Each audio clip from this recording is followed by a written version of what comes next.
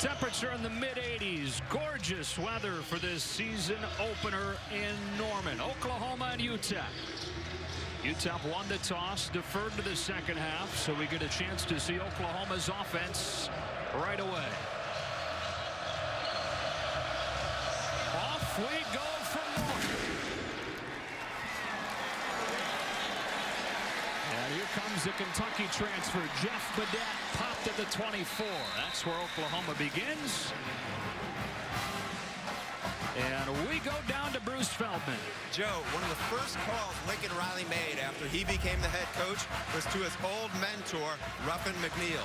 McNeil was the guy who had hired Riley when he was just 26 to be the offensive coordinator at East Carolina. McNeil told me he was very happy as an assistant at Virginia.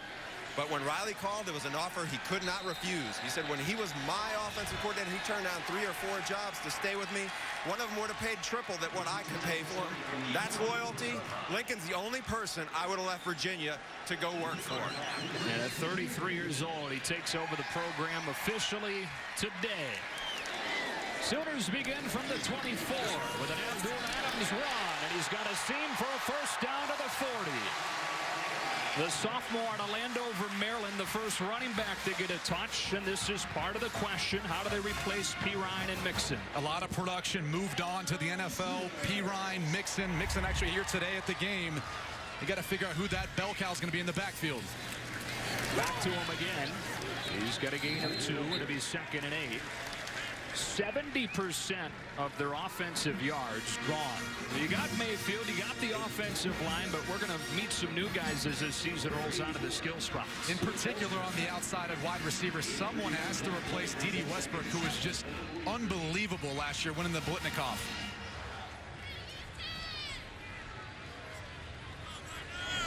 Averaged 44 points a game a year ago, 3rd best in the country. On the opening drive, a 2nd and 7. Mayfield well protected. A man comes open underneath. It's Adams out of the backfield for a first down and more. Abdul Adams inside the 25 on a gain of 37. That's the thing you've got to be able to do as a running back in this Oklahoma offense. You have to be able to catch the football out of the backfield. And the thing I love most about this play was the poise by Baker Mayfield. Patient in the pocket, didn't get flustered, found the completion. First career reception for the freshman C.D. Lamb, who's crunched on a loss of 2. Julian Jackson there. And Lamb, one of the guys they hope can fill this void. And look at the numbers and the production last year. And I think that the thing that was most impressive was really Lincoln Riley. Off to a slow start last year. He kind of figured out the identity of this offense, where really was more of a run-based offense with Pirine and Mixon, and then some big shots to D.D. Westbrook. He's going to have to figure out that identity of what the Sooners are in 2017 with all those missing pieces. The first or second down and 12 from the 25. Mayfield zips one for Mark Andrews, and it's first down and goal. Leading returning receiver from a season ago has his first reception. Mark Andrews tends to be that red zone target they look for whenever they get to this area of the field. Rodney Anderson steps out of a tackle, and he's in for the Oklahoma touchdown.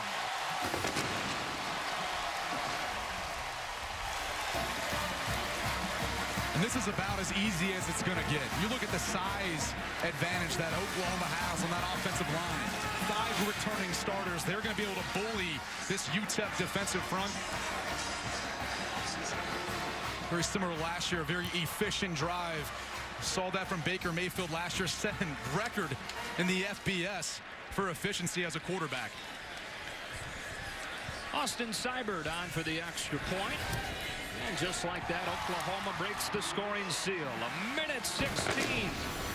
6 plays, 76 yards, and Lincoln Riley's offensive mind helps produce an easy opening drive.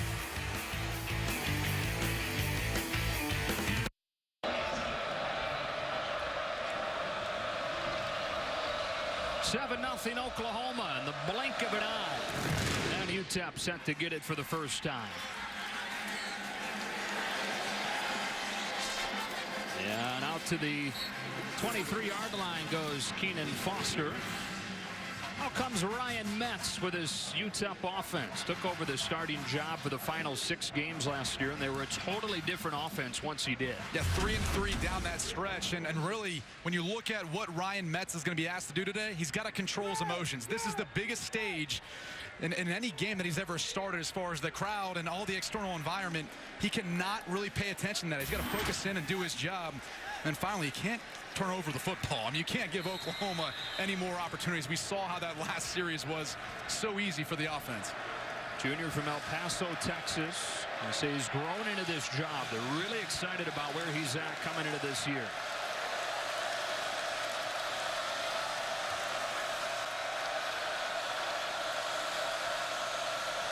On first down from the 22, a draw play for Walter Dawn is going nowhere. Emmanuel Beal with a tackle for Oklahoma, and it's second down. One of the stars on this offensive front for UTEP is number 76, Big Will Hernandez, 6'3", 330 pounds. He's been identified as a second-team AP All-American, something that's pretty rare when you talk about the division of football that he plays, but he has demonstrated a skill set that I think is going to lead him to playing on Sundays. Yeah, the first All-American O-lineman in UTEP history. If you'll remember Forrest Lamp out of Western Kentucky, he was a third-team AP All-American in the preseason, getting drafted to the Los Angeles Chargers. And a timeout's taken with that play clock winding down. UTEP calls their first timeout of the half. First one of the game, and we'll take it with them. 7-0 Sooners.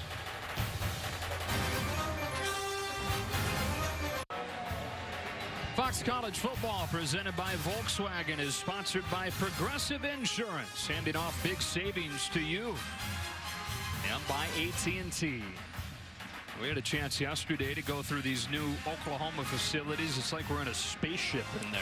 I was most impressed by the hot tub, cold tub. They had mood lighting in there. We kind of walked in there. It was very tranquil and calm. I kind of didn't want to leave. Must have been blue light at that point. It was, I think, blue or maybe like a soft purple or something. $160 million. And it feels like it. I mean, it feels high tech in there. No gain on the first play for this UTEP offense. Then they had to burn a timeout. And 2nd and 10 coming here.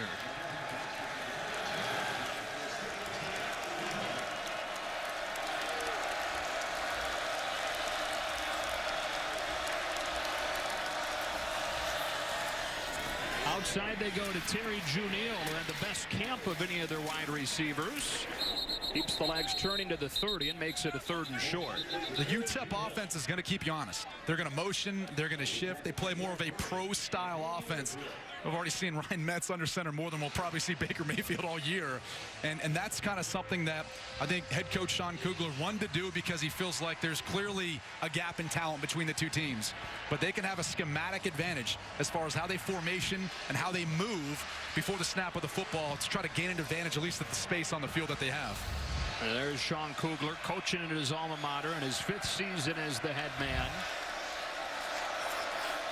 3rd down and short. They bring the 245-pound Kevin Dove into the game, and he needs all of that pop to get a first down. Slicing his way through the defense up to the 35. And they brought in 2 additional tight ends as well as an additional running back to help lead the way. And that's the other issue is you're going to see UTEP changing personnels often. They're going to challenge Oklahoma to identify who's in the game and then be able to get lined up. And the challenge for Oklahoma is you're adapting from a 3-4 last year to a 4-3 this year. So that changes how you then align to UTEP's offense. How big of a deal is that change?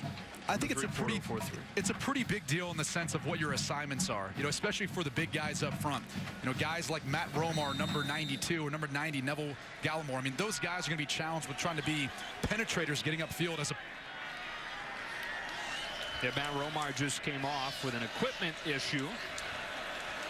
Fresh set of downs for UTEP from the 35. Here comes Dawn.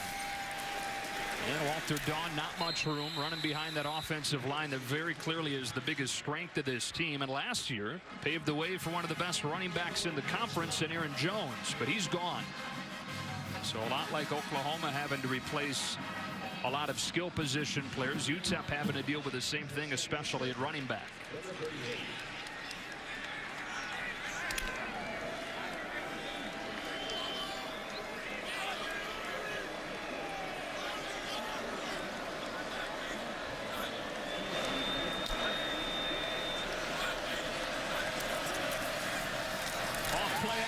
He's under pressure, trying to get to the corner, and runs out of bounds shy of the 40. Stephen Parker angled him out, and it's third down. Ryan Metz is going to have to continue to use his legs, and he's probably a better athlete than most people realize, especially people who haven't seen him play before. And again, he's going to have to make good decisions. I think right there is an example of that. Oklahoma brought some pressure, and they're going to win that one-on-one battle up front the majority of the time. Metz just has to make sure that he preserves that right to punt. Don't force anything versus this Oklahoma defense, because they'll capitalize off of it.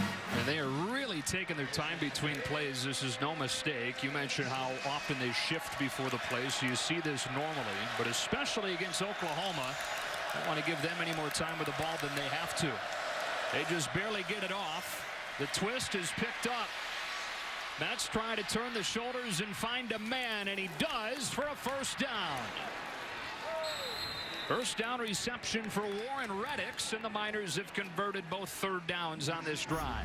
And you got to love this from Ryan Metz. One of the toughest things to do as a right-handed quarterback is escape the pocket to your left, turn your shoulders to address your target, and be able to make the conversion on third down. Well, Warren Reddix doing exactly what you're coached to do. When your quarterback scrambles, you try to find a way to get back to your quarterback, come back to the football, and making a play. Looking for a guy to step up. Warren Reddix looks like he's maybe that guy this year. Yeah. You say that is his biggest strength, is his ability to find windows. Good route runner. On the 46-yard line, first play in Oklahoma territory for this UTEP offense, and Walter Dawn has the sideline. Inside the 20 on a 22-yard run. Well, a key there was the fact they brought in an additional offensive lineman at tight end right here. Number 77, Draw Brooks. Now, what the problem is, they're going to wrap this to the backside. You're going to see this run come all the way out the back door. And some of that issue happens where you see an offense designate their strength to one side, really trying to set up to make the play cut back for the big gain. Back to Dawn, who's got a big hole and a touchdown. Opening drive score for the Miners as Dawn rips off back-to-back long runs. This one from 17.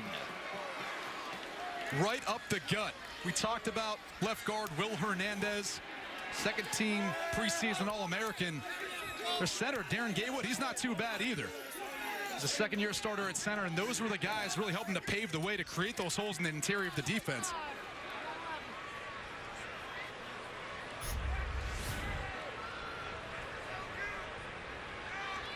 There's big 76.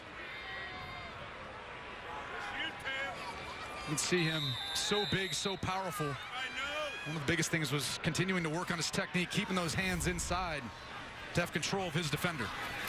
Brady Viles, first-year JUCO transfer, ties the game with the extra point. Now both teams with a touchdown on their opening drive. Midway through this first quarter, locked at 7.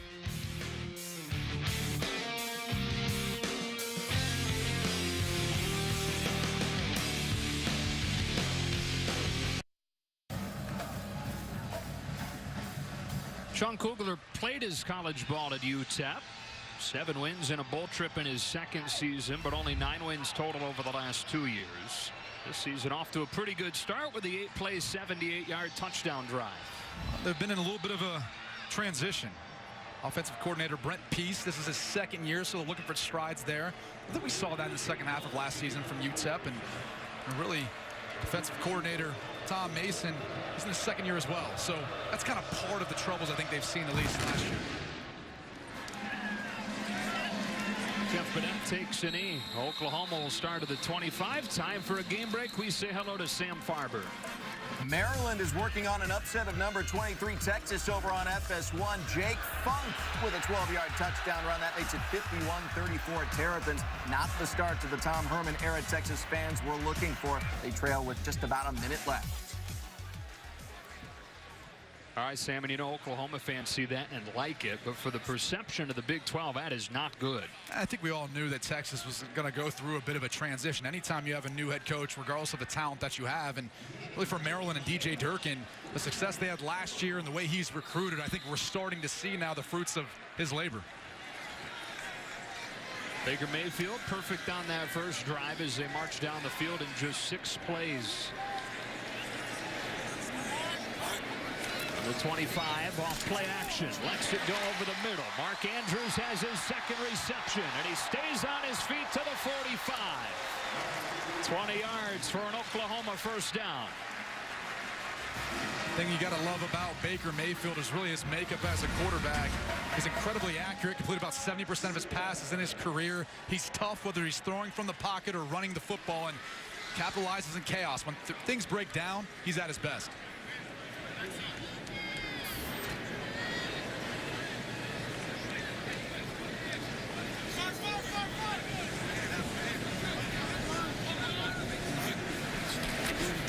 Here's Adams. Got a block and got a seam. Keeps the legs churning for a first down across the 45. One thing you got to love about this Oklahoma offensive line, besides 5 returning starters and the experience and size, is they all move pretty well for their size. You'll see them pull many times, lead blocking for the running backs. One of the best O-lines in the country to protect Mayfield.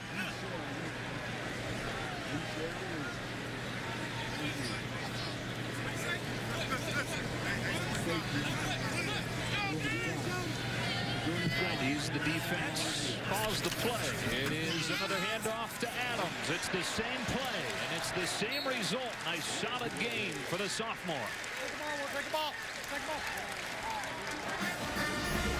We just talked about it a minute ago. Look at the right guard, right tackle. They're big, but they're athletic, and they can pull to help seal the edge and allow Adams to get upfield for the first down. And Oklahoma is so far doing whatever it wants offensively. Good balance between run and pass.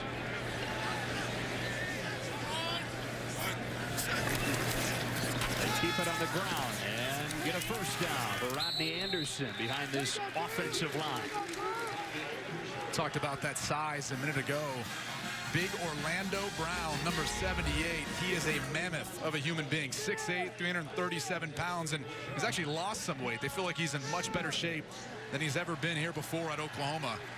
He's a guy to keep your eye on.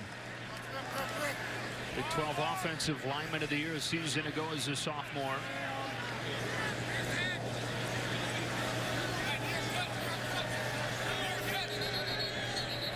And another timeout taken. So this is an official's timeout.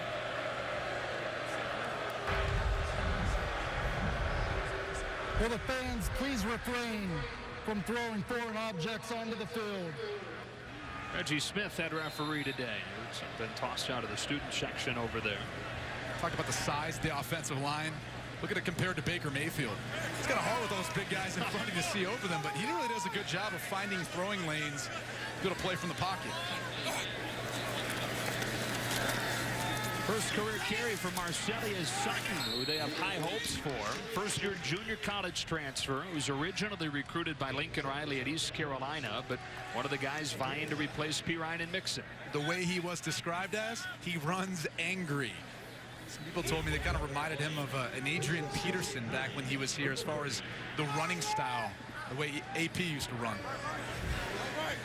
Surprised they haven't retired 28 here yet. Talking about that earlier today. Yeah, it's weird seeing that number in pregame. Second down and 9. Mayfield perfect so far. He stays that way with a strength to Dimitri Flowers, one of the unsung heroes of this Oklahoma offensive attack. He's that Swiss Army knife that every offense wishes they could have. A guy who can lead block for your running back. He can release as an inline tight end, as you'll see right here. Better than that, he blocks well, whether it's the run blocking or pass blocking, and it's probably too big to be considered a Swiss Army knife when you look at his size. Every bit of 6'2", 250 pounds. But he can do it all. Splits out into the slot here with a first down from the 12. Anderson swings out, Hardy got a rushing touchdown today. Cuts it upfield and gets inside the 5. You look at the personnel that Oklahoma has in the game. They've got big number 81, their tight end, Mark Andrews, who's split out, as well as Dimitri Flowers. So when you run a swing screen or any swing pass like that on the outside, you've got a big body out there lead blocking for him.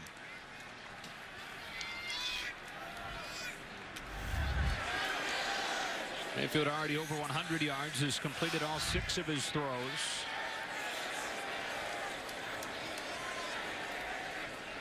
Taken down and short. They put Flowers at tailback this time, and here he comes downhill, bounce into the outside, touchdown Oklahoma. First career rushing touchdown for the senior.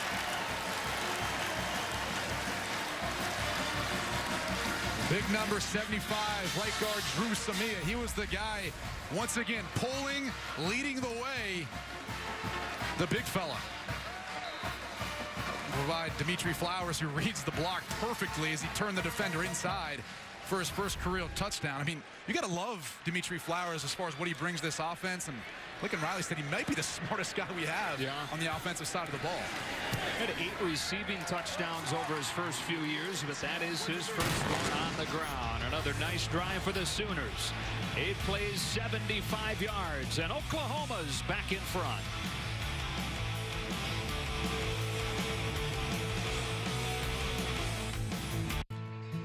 You can help those affected by Hurricane Harvey by visiting redcross.org or texting the word Harvey to 90999.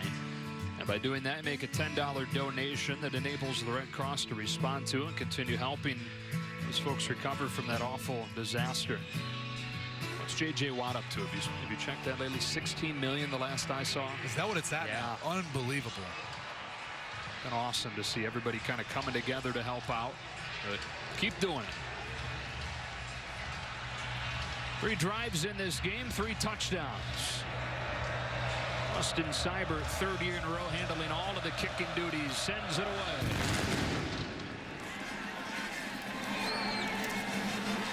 And a touchback. Oh, UTEP, which converted a couple of 3rd downs on its first drive and marched down the field for a score, comes back out when you come back. Fox College football is sponsored by the all-new 2017 Jeep Compass. And by Coors Light, the key to a good offense is a refreshing defense. Climb on. Back in Norman, where it's 14-7 Oklahoma. Late in this first quarter, this season opener. Joe Davis, Brady Quinn, Bruce Feldman. Not a whole lot of defense in this one so far. No, and that's something that I think Oklahoma would obviously like to improve upon based on their performance last year. In particular, those critical situations, 3rd down, where UTEP on their first drive was 2 for 2. They got better as last year went on defensively. Last 6 games or so, more than 2 touchdowns better than the first half of the season. They've got 9 players back from that team with starting experience. UTEP begins this drive from the 25, and with 1-on-1, Met's taking a shot. Off of the hands of Tyler Batson, who's defended by Jordan Thomas. It'll be 2nd and 10. Could be a tough situation for Mike Stoops, right? Your brother's been the head guy for so long. Suddenly, he's not, but he seems to be taking it in stride. Yeah, he seems to be just kind of going back to his normal operation. I mean, from our time talking about this season, what it would be like without his brother as head coach, he said, really, I haven't had a whole lot of time to think about it. And if you look at their defense, there's 5 freshmen on their 2 deep, and they've got their middle linebacker, Kenneth Murray, starting today. So he's got a lot on his hands right now. Met's booting, and into the flats he goes for the first reception for David Lucero, who's clipped down by Stephen Parker, and it's 3rd down. When you look at this defense, I think one of the areas of really strength when you look at their athleticism and their length is their secondary. I mean, being down there on the field before the game, you see how difficult it is to complete passes whenever they're contested. It's actually Kenneth Murray, not C.D. Lamb. You mentioned him starting as a true freshman. He's the first true freshman inside linebacker to start at Oklahoma in the opener since 1975. They said he was so good, they couldn't kind of put him as a backup. They wanted to take their lumps early if they had to. Met zips one for an incompletion. Jarred out of there by Parker. Intended for Lucero and would have been a first down near midfield. Big number 18, David Lucero, is that JUCO transfer. You'll see him right there as he pushes down the seam of the defense, and Stephen Parker's the enforcer on the back end for Oklahoma. He's got great coverage skills, really vision on quarterbacks, able to break on the football and disrupt the completion. Our first punt of the game as Jeff Badette goes back to return it.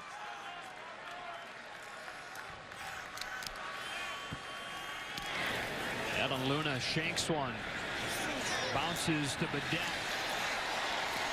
And he's run down at the 38.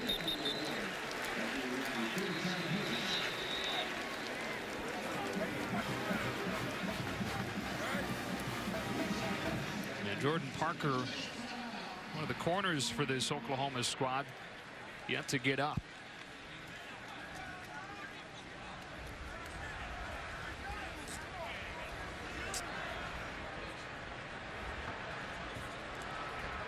Parker started a bunch of games for Oklahoma last season.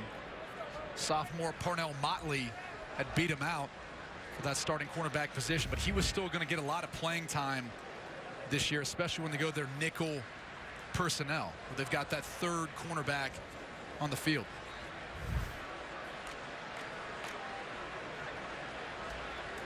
He's dealt with injuries already throughout his young career. Missed the spring with a foot stress fracture. And a ton of pain here. Less than a quarter into this season.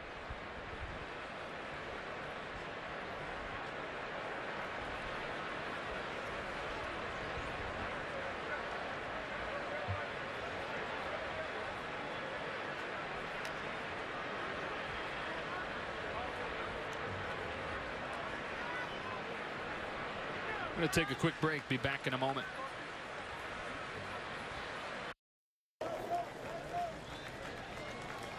Right after we went to break, Jordan Parker helped to his feet and helped off with the field. Training staff will continue to take a look at that left leg as Oklahoma and this Baker Mayfield-led offense comes back out.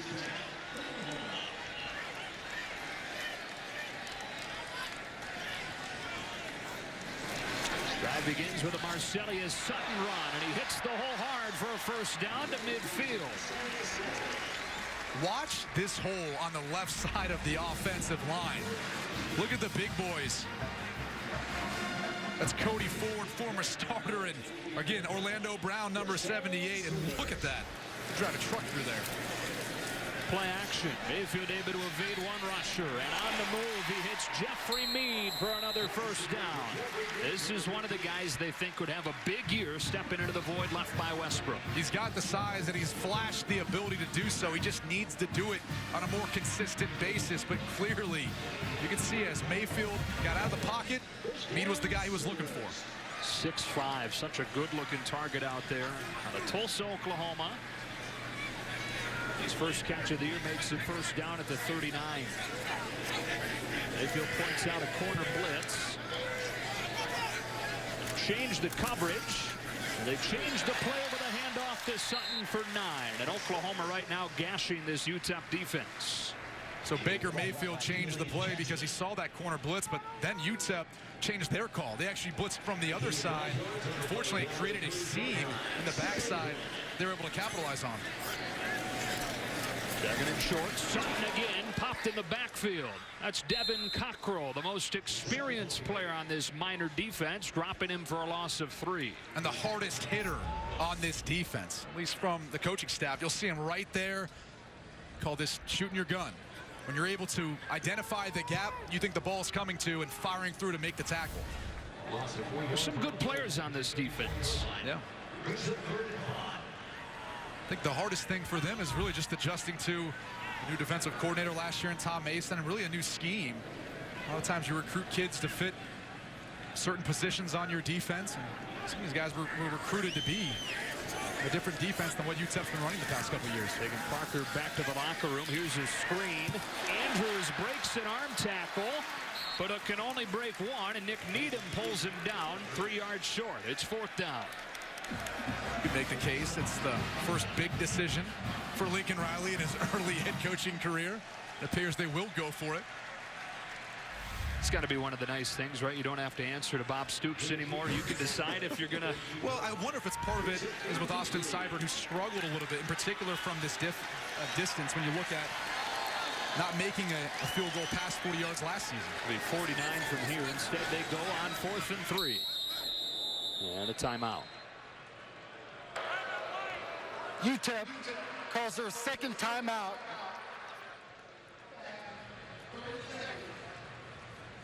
So already the second timeout of the half for UTEP. This Oklahoma squad a year ago went to its second consecutive Big 12 title, but that was off after a 1-2 start with the losses to Houston and, of course, Ohio State here. But they'd win 10 in a row to finish, carrying the longest active winning streak in the country into this season. That included the Sugar Bowl win over Auburn. They've handled the Tigers in the All-State Sugar Bowl, and then, of course, passed the torch this summer from Bob Stoops to Lincoln Riley.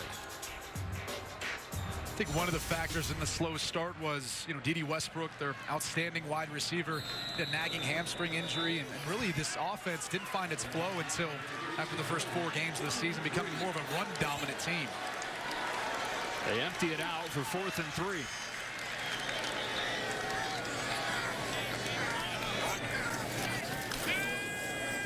Mayfield scans the field. And trouble and sack back at the 42. Dante LaViolette, senior out of Port Arthur, Texas, comes up with a sack and a turnover on downs. One of the most productive players on this defense for UTEP. And really, to me, that was a misread for Baker Mayfield. Look at number 81, Mark Andrews.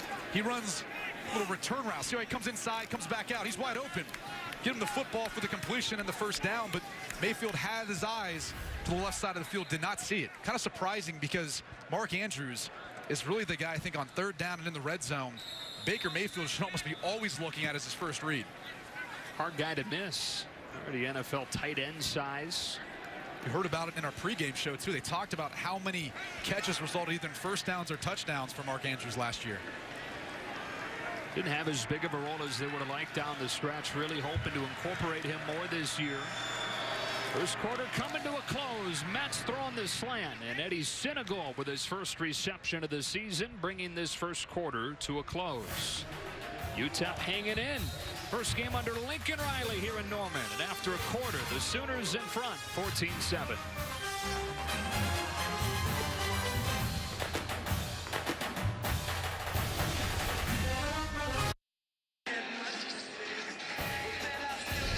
Welcome back to Fox College Football, presented by Volkswagen here in Norman, where it's 14-7 Oklahoma after a quarter. And you expect to see some of the offensive numbers the Sooners have put up at about 8.5 yards per play. What you probably didn't expect was that UTEP is almost right there, too, at 7 yards a pop. Second down and short begins his second quarter. And Walter Dawn with a short gain. It'll be 3rd and short, and we check in with Bruce. Joe, just an update on Jordan Parker, the sophomore cornerback. They worked on his left knee on the field and then took him back into the locker room for further evaluation. Okay. Appreciate the update, Bruce, on the sophomore corner. Hate to see that at any point in time in the season, but especially this early for a team like Oklahoma with such high aspirations. Cuts into the depth and really talent experience you've got in a player like Parker. Miners 2 for 3 on 3rd down so far. 3rd and 2 at midfield. It's Dawn trying to get to the edge, and with a stiff arm he does, but a flag down. Looks like it's going to be a hold, and it might be on true freshman Forrest McKee. Holding. Offense. Number 31. 10-yard penalty. Repeat 3rd down. Yep. McKee plays fullback, and as they tried to set up the power play, as they call it, fortunately, you can see right there, he's got his hands on the back of Jordan Thomas, number 7. That allowed Walter Don to get to the outside, so we'll replay the down. This is really, it really becomes pivotal for Ryan Metz to not make a mistake here. It's 3rd and long. Don't turn the football over and give Oklahoma a good playing field. Sooners rush 4. He's given time. He hits the crosser, but he's well short of the first down on Josh Weeks' first reception of the day. Emmanuel Beal and Khalil Houghton were there to greet him. 4th down.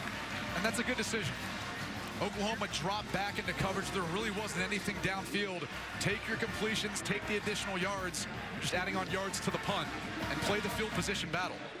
Sean Kugler getting into Walter Dawn. I think he wanted to keep that run to the inside on the 3rd down. Not really that it would have mattered, but maybe he feels like it would have negated that holding penalty. And Walter's saying, Coach, I'm 5'6". Fair catch taken inside the 10. Baker Mayfield and the Oklahoma offense back at it. A perfect 8 for 8 so far. Back to Norman in a moment.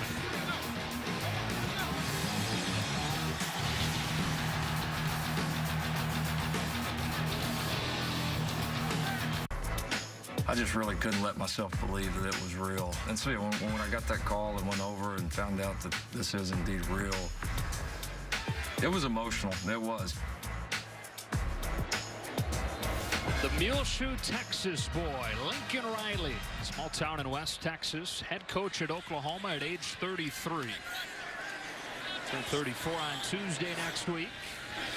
His offense backed into its own end, and it begins this drive with an Abdul Adams run for a short gain. Dante LaViolette with a stop. He's not alone, though, at Oklahoma when it comes to being young and getting an opportunity. Some of the great names that have run this program were young when they took over. And you look how successful Bob Stoops and Barry Switzer, Bud Wilkinson have been, over 100 wins. So not only were they young when they were hired, but they had a ton of success. And look, he's going to learn along the way. He told us he's still learning, you know, how he wants to be a head coach, still utilizing his mentors, Bob Stoops, who's somewhere in house. Maybe stopping on with us here in a little while. It's going to be a process for him. You know, he's going to have to find his own identity and still maintaining the culture they've built this Oklahoma program. They again put Flowers at tailback. He's run for a touchdown today, and on 3rd and 1, he knifes through for a first down. Let's bring in Bruce again. You know, Joe, I asked Lincoln Riley this summer about how he balanced being a rising star and kind of getting his feet wet as a coach with fitting in. And he said, you know what? I did a really bad job of it, actually. You remember when he was 19 as a student assistant and barking out opinions in staff meetings, and he goes, there's a right and a wrong way to do that. He goes, I was pretty reckless. And he said, I had to learn. And I said, I was fortunate because there's an element of having good opinions and caring about the team. But how you handle yourself and how you work with people, that's even more important. And that was one of the first messages he hammered home to his staff. That's kind of a fine line to it. Adams with a run, close to a first down. But yeah, I mean, you're a guy that's ambitious like Riley is, but at the same time, you're 19 years old in a Division I coaching room. And he said that he could have been better, learned in the process. I'm not sure he could say he would change anything with where he's at now. How could you? I don't know if anyone expected him to be a head coach at a university like Oklahoma this soon, but they're lucky to have him. He is a bright star in this business. Utah bringing a corner blitz from the near side of the field, and they go the other way to Jordan Smallwood, who's got a gain of 9. A nice fall camp. One of the many receivers that did try to step into that void. You got to love the fact that Baker Mayfield running this system, it's a well-oiled machine. I mean, he sees the pressure, he throws opposite, he knows where his quick answers are, and he executes. He's completed his first 10 passes, one short of his career high to begin a game. Play action on 2nd and short, and Mark Andrews comes free for a first down inside the 40. Just like he was at Houston last year. Mayfield starts the game 11 for 11. And Mayfield took a shot there. He got up a little bit gimpy. Dante LaViolette kind of got him towards the end of that play. That's sort of the toughness that we're talking about. Look at big number 81, Mark Andrews, on the left side of your screen. Such a big target. He knows where the soft spots are in the zone coverage. Already 4 catches. The Scottsdale, Arizona native.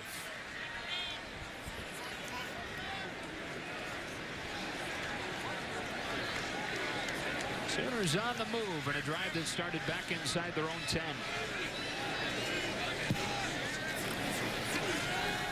Mayfield in a tight window for a first down reception for C.D. Lamb. The true freshman out of Richmond, Texas, down to the 16. The thing I love about this most is Baker Mayfield recognized what the coverage was going to be. He signaled to C.D. Lamb before the play, and then he's able to throw an absolute strike into the true freshman. If there's one thing this young man possesses, the ability to go up and high point the football and make those tough catches. We saw that in high school, as Foster High School down in Richmond, Texas. 33 touchdowns in his senior season, one of the greatest high school seasons in Texas history. Mayfield floats it. Calcaterra, touchdown on his first career reception.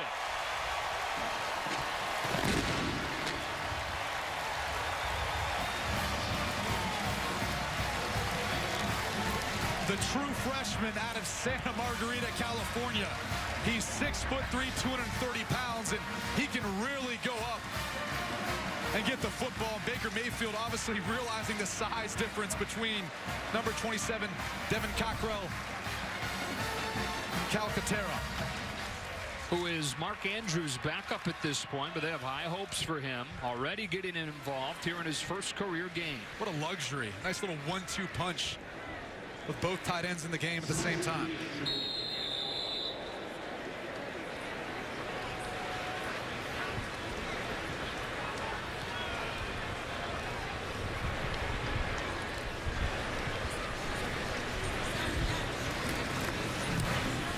Line drive, extra point is good.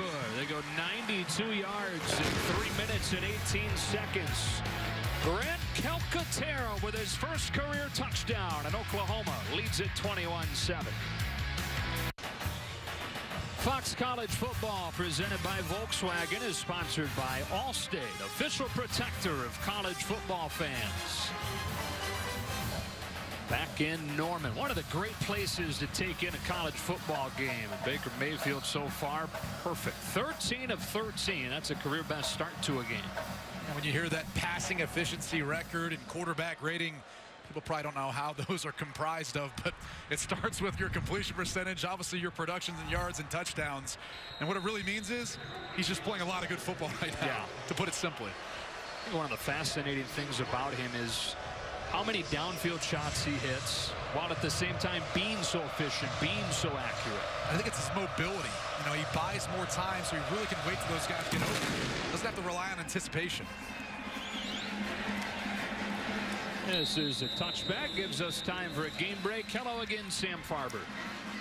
Top 20 showdown, number 11 Michigan and number 17 Florida, and the Fighting Harbaughs have moved out in front. Wilton Spate to the freshman wide receiver Tariq Black, his first catch, a 46-yard touchdown at AT&T Stadium. 10-3 Michigan right now. Dylan Brady. Thank you, Sam. What do you think of those uniforms? I don't mind them. You know, the Jordan brand, they try to hook them up with something a little bit different for the first game of the season, so why not? I was more impressed with the back and forth between Jim Harbaugh and Jim McElwain, their rosters, depth charts, kind of the battle going back and forth between those two before the game even started. Pretty good start to this game for Ryan Metz, 5 of 7. From the 25-yard line, they go play action on first down. Metz has an open man, and a first down completion to Allen Busey, first-year JUCO transfer. Got a lot of different options that they're excited to watch develop. That receiver. There's a flag down here. That big number 76, Will Hernandez pulling out, protecting Ryan Metz out in space. Ineligible lineman downfield on the pass. Offense number 75. 5-yard penalty. Repeat first down. It's a right guard, Derek Elmendorf. It's a bit surprising. I mean, that was a move the pocket pass play. So he had to have been more than 3 yards past the line of scrimmage. You see right there.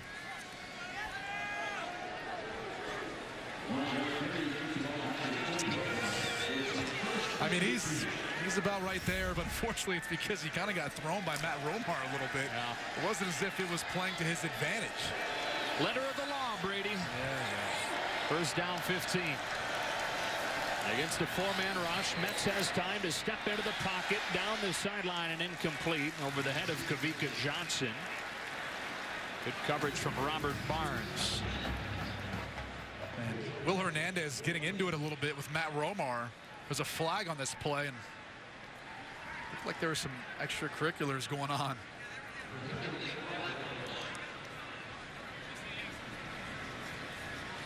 Will Hernandez has a tough matchup today.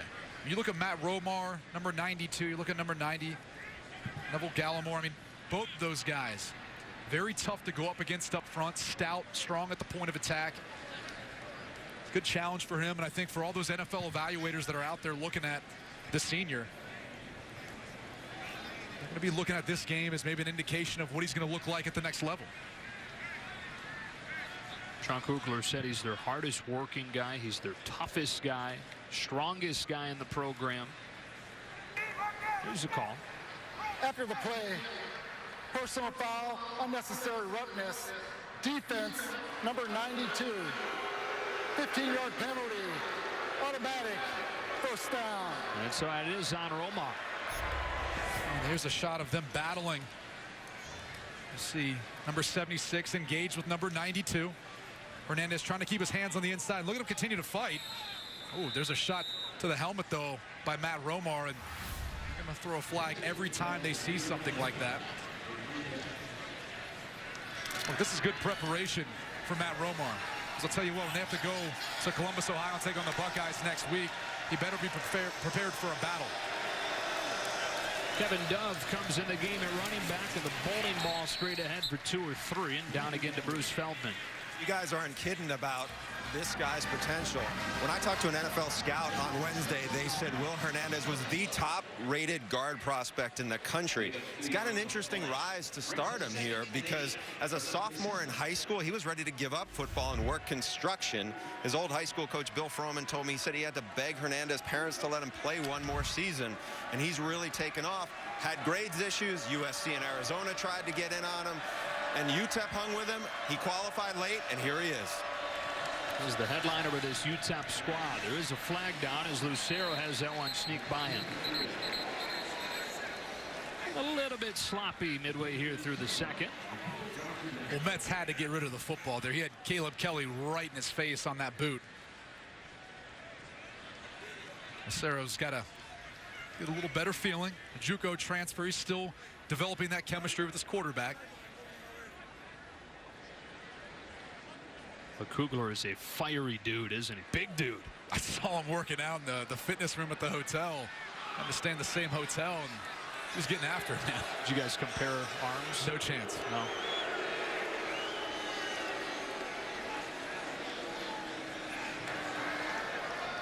Illegal formation, offense, 5 in the backfield, 5-yard penalty, second down. As I was kind of taking a look at the structure of their offensive line, it looked like they were starting to kind of all of a sudden get too far off the line of scrimmage. To go back and take a look, but I'm wondering if that was what the officials were looking at. And after a penalty-free first quarter, there have been 4 here in the second. And they now say that Oklahoma has declined the penalties, so it'll be 3rd down and 8. So they take the incompletion. And from the 37-yard line, here's the 3rd down. There's number 31. Obo Okoronkwo, one of the best pass rushers in the country. Here he comes with his hair on fire, and it's knocked down at the line of scrimmage by Neville Gallimore, making it 4th down. Gallimore is that defensive tackle that, talking to Mike Scoops, their defensive coordinator, said it reminds me a little bit of the path of one Gerald McCoy, who's now with the Tampa Bay Bucks, a Pro Bowler. Number 90 working against Will Hernandez. They always teach the defensive tackles, if you can't get there in the pass rush, put your hands up. Bat down the football is just as good as getting, or almost getting a sack. A couple of stops for Oklahoma's defense starting to settle in. Jeff Badette back to return this one. Kentucky transfer stumbles at the 10 and he's down. Oklahoma again backed into its own end, but UTEP's not had an answer for their offensive attack in a 21-7 game midway through the second. Coming up on the State Farm halftime, not the start new Texas head coach Tom Herman had in mind. The early sights on the Michigan-Florida top 20 showdown, and the Tigers maul Kent State as they open defense of their national title. Joe Brady, back to you. All right, Rob will be sure to stick around for it as this first half rolls on with Oklahoma in front 21-7.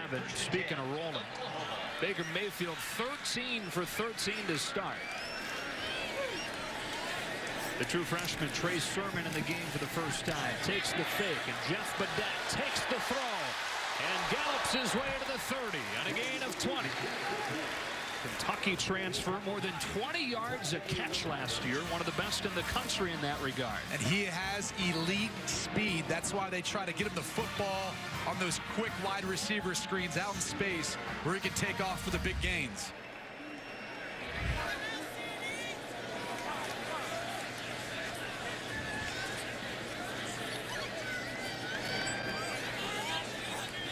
From the 29-yard line, Mayfield to throw again all day. Steps up in the pocket. It's collapsing. There's a flag down. Mayfield will run out of bounds. And again, there is a flag down around the line of scrimmage. I'm not exactly sure what the wide receivers were expecting on the outside. I didn't see too many guys really working to get open. Kind of surprising. Personal foul, hands to the face. Defense, number 85. 15-yard penalty added to the end of the run. First down. It's on Sonny Buckingham, and it moves the ball out near midfield.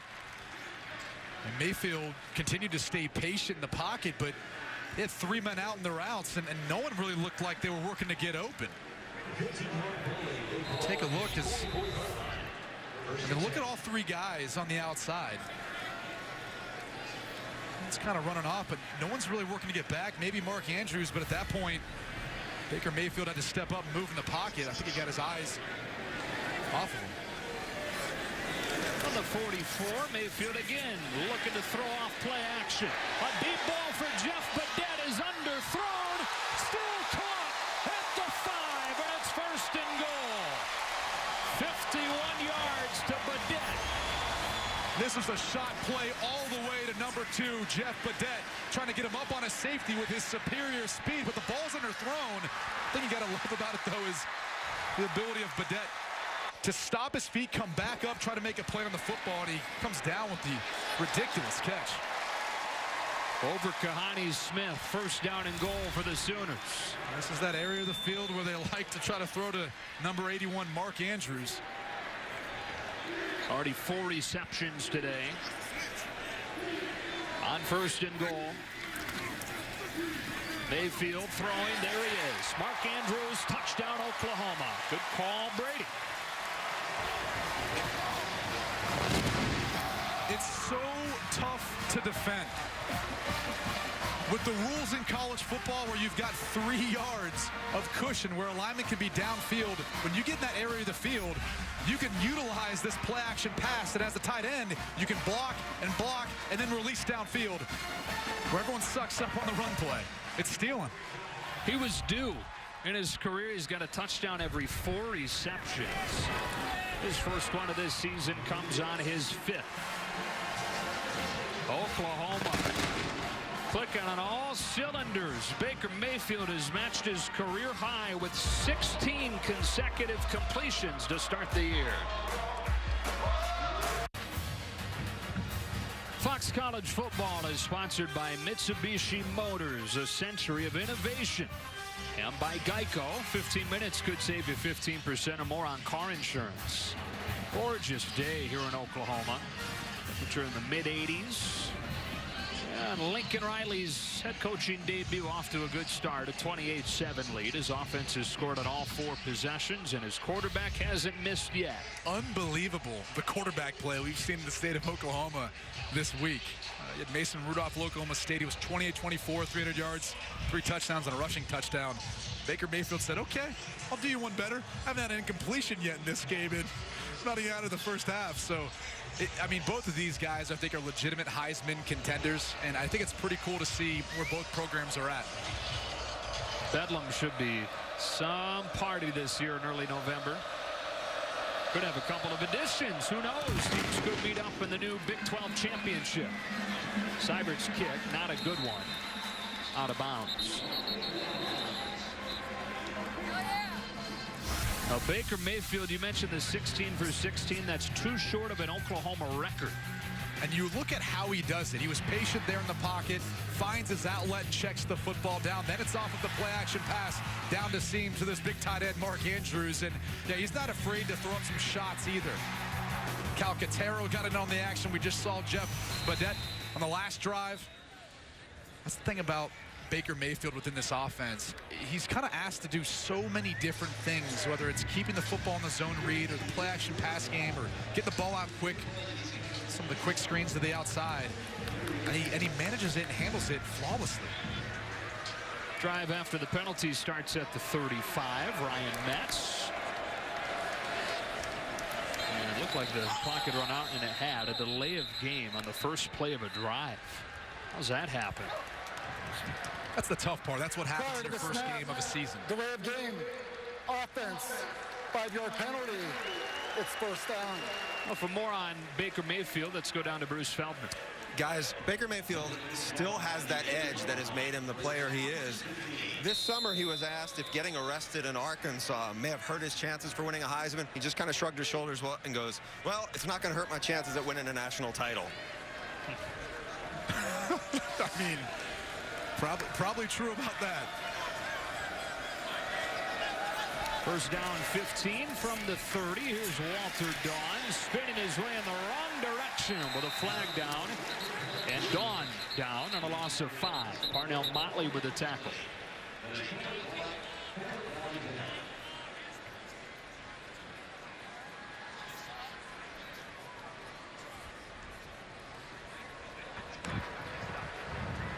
Personal foul.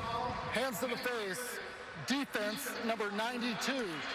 15-yard penalty. Automatic. First down. That's 2 on Romar now. And again, you talked about first game of the season, going through some issues, whether it's a delay of game that we saw from Utah or UTEP the last play. You're also seeing a little bit as far as technique-wise is how Romar's playing. Oklahoma, one of the least penalized teams in the Big 12 last year. Only 2 on them today. They just both happen to be on Romar. Moves it up to the 45 on first down. Dawn behind Hernandez, bouncing to the edge. And Walter Dawn scampering to midfield, where he's forced out by Jordan Thomas. Converted receiver, Walter Dawn, at just 5'6", 175 pounds. They graduated their all-time leading rusher in Aaron Jones, and then the guy that they expected to take over in Quandres Wadley is out with a shoulder injury, so that led them to moving a guy to running back to be the season opening starter. Walter Dawn's obviously not very big. You mentioned his size, but he's pretty physical for his size as far as how he runs with the football. Productive day for him so far with those 50 yards. Takes the fake on second down. Metz is flush. Floats one incomplete. Over the head of Keenan Foster, third down. Obviously a bit of an overthrow there from Ryan Metz, but you gotta love the pocket movement. A deep play action pass set. He felt the pressure off the edge, ran up in the pocket. Sometimes that's one of the hardest things to do is when you're running forward to then find those touch throws, because of your momentum coming with you as you run forward in the pocket. We talked about him off of the top, keeping his cool in this environment, not giving the ball to Oklahoma. 2 for 2 on that. He's been impressive. This is being impressive on third down. This is really where he's going to be tested and where he can try to get his team back into the game. Sooners drop 8 into coverage, so tight windows to look through. He has to dump it off, and no chance for Dawn to cut it upfield. It's 4th down. They want to give some thought to going for it here. It looks like UTEP's going to elect to punt, continue to play the field position battle. Look, at this point in the game, you're down by 3 scores. Why not give it an opportunity to go for it on 4th down? Their execution on 3rd down earlier in the game, they were 2 for 2. They've struggled since then. And especially, it hadn't mattered where Oklahoma started. They've driven the ball down the field easily.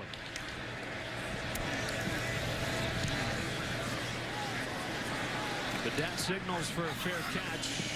Goes over his head and bounces into the end zone. Hard to do it much better than Alan Luna just did, but coverage team unable to make it stand up. Another game break. Hello again, Sam Farber.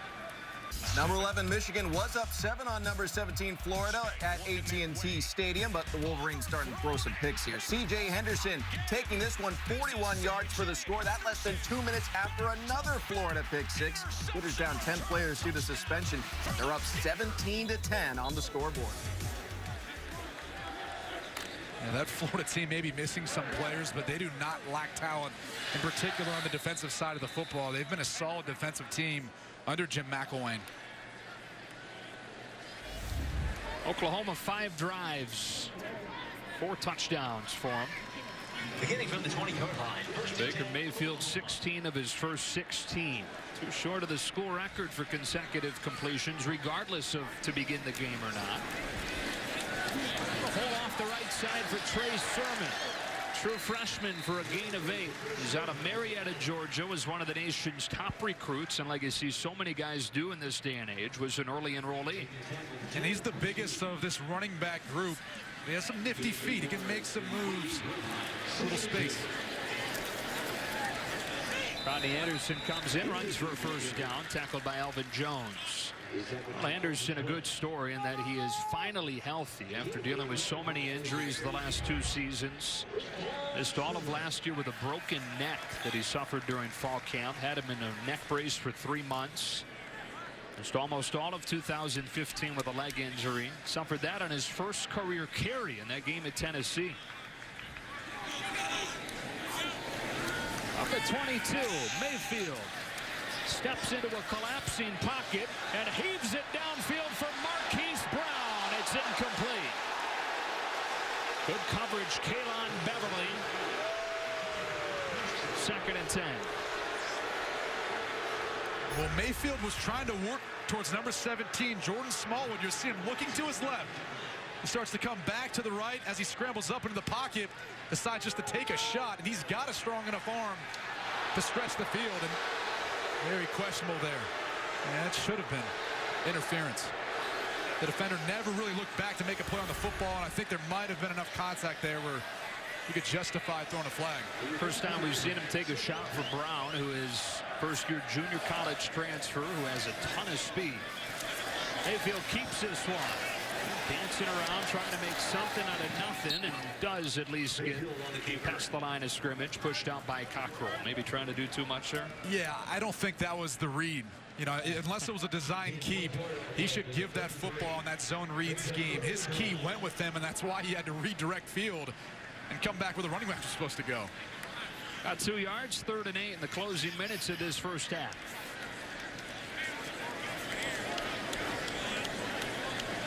It's such good production on 1st and 2nd down. We haven't seen them have too many 3rd downs. Miners showing pressure. And bringing 5. Mayfield over the middle into the vacated area from Mark Andrews. And look at the big man move outside. Inside the 25. And down to the 21. And a gain of 43. They're going to have to start playing more man-to-man coverage because right here, number 81, Mark Andrews, he can find the soft spots in your zone coverage. And you can see the linebacker was trying to pass off Mark Andrews, but as he goes vertical, that's that soft spot and that split safety zone coverage. Mayfield already over 300 yards on 17 of 18. Bunch 3 into the short side of the field. Pump short. Over the middle again. Andrews again. First down and goal on his 7th catch. For 255 pounds, he moves incredibly well. Very agile, able to skip around in that zone coverage and find the soft spots. And what about the connection and the chemistry that Baker Mayfield has with Mark Andrews?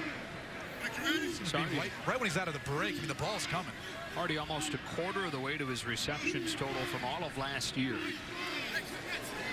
Came out later that he was dealing with a shoulder injury for much of the season. Healthy now.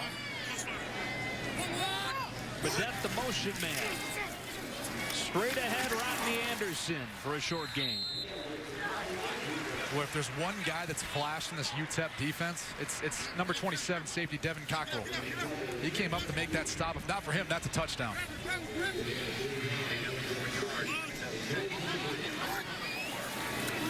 But that takes the fake this time. Mayfield back of the end zone, wide open for the touchdown is C.D. Lamb, the first of his career. The true freshman out of Richmond, Texas. See number 9. He's going to work all the way across the back end line. Just gets lost in the UTEP coverage. Missed deception. Look at Baker Mayfield calmly just finds him in the back of the end zone. Didn't have Dimitri Flowers. We saw the true freshman, a star in the making. Coaching staff was saying that it'll go from everyone talking about Dede to CD.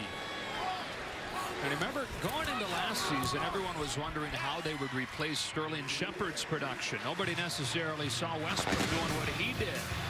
Back to Norman in 30 seconds.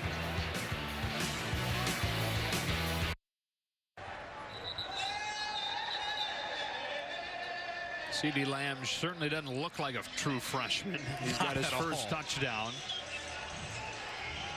Coming up at halftime. Stay tuned with Rob and Dave and Matt. Robert for the State Farm halftime show. Not a good debut for Tom Herman down at Texas. We updated you a couple times on the top 20 matchup between Michigan and Florida. Clemson trying to defend its title off to a good start against Kent State. All that and more coming up at halftime. Baker Mayfield, 19 for 20. If not for that incompletion, that was kind of a questionable no call, pass interference. Still be perfect. Yeah, 19 of 20. And a touchback. College football action continues tomorrow night from the Rose Bowl. Texas A&M with its first ever trip there to take on UCLA. Josh Rosen. What do you think of Josh Rosen coming into this year? He could be one of the most talented passers, if not the most in the country. Just one, he's got to stay healthy. Couldn't last year. And he's got to deal with the third time a new offensive coordinator. Jed Fish will be his offensive coordinator this year, and I actually think it's going to be a great fit for Josh Rosen. I really do think he'll take that next step that everyone out of UCLA is looking for. Minute 46 to work with, just one timeout for UTEP.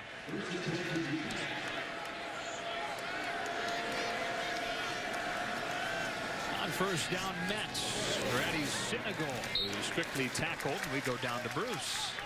Guys, I visited with Kevin Sumlin a couple of weeks ago for a feature that's going to run in the pregame tomorrow, and I asked him, I said, you guys get off to these fast starts and then you end up 8-5 every year, it seems like. I said, how is this year going to be different? He pointed to a new strength and conditioning program. He said it is radically different than what they'd done before. He said our off season's different, we're practicing different. He goes, I feel really good about the direction we're going in. Of course, they haven't played a game yet. Bruce don't care, throwing shade at Kevin. He's never 8-5 every year, coach. Never afraid to ask the tough questions. Second down and 5.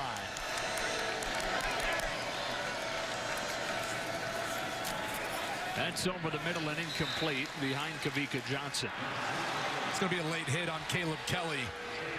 Ryan Metz did a good job of getting rid of the football, really retreating, so he didn't take a sack. One of the no-nos. I wonder if the officials are maybe discussing if he would have had the opportunity to pull off of hitting Ryan Metz to the ground. Personal foul, roughing the passer, defense number 19. 15-yard penalty, automatic first down. That's on the sophomore from Fresno, California, who really broke onto the scene with the Sugar Bowl. I mean, he started the second half of the season, but that was his coming out party against Auburn. He's so versatile. Caleb Kelly can do so many different things, whether it's rush the passer or be good in coverage, stopping the run game. He's really got a bright future. He lost a guy in Jordan Evans to eligibility, and Caleb Kelly's kind of the guy that he reminds me of. 1 minute to go. 45-yard line, 1st and 10. Mets under pressure. There's Okoronkwo with his first sack of the season. He had a breakout season a year ago with 9 sacks, and they expect more of the same this year. And a must-pass situation. It plays in the hands of Oklahoma. Look at the matchup on the left side of your screen. That's Logan Tully-Tillman. And eventually, Okoronkwo is going to have the opportunity to get to the quarterback if you hold on the football that long. And if you'll notice, he beat him to the inside. Tully-Tillman's got to know that he had help from his running back on the outside, so he's got to set a little bit harder on the inside, and if anything, push him by. Let him go uphill to the outside where your running back can give you help. Oh, wow, he was buried on the depth chart. Some really good players here. Eric Stryker, Devontae Bond, but finally the guy, and is taking full advantage. There is a flag down as Marquez Overton makes the tackle.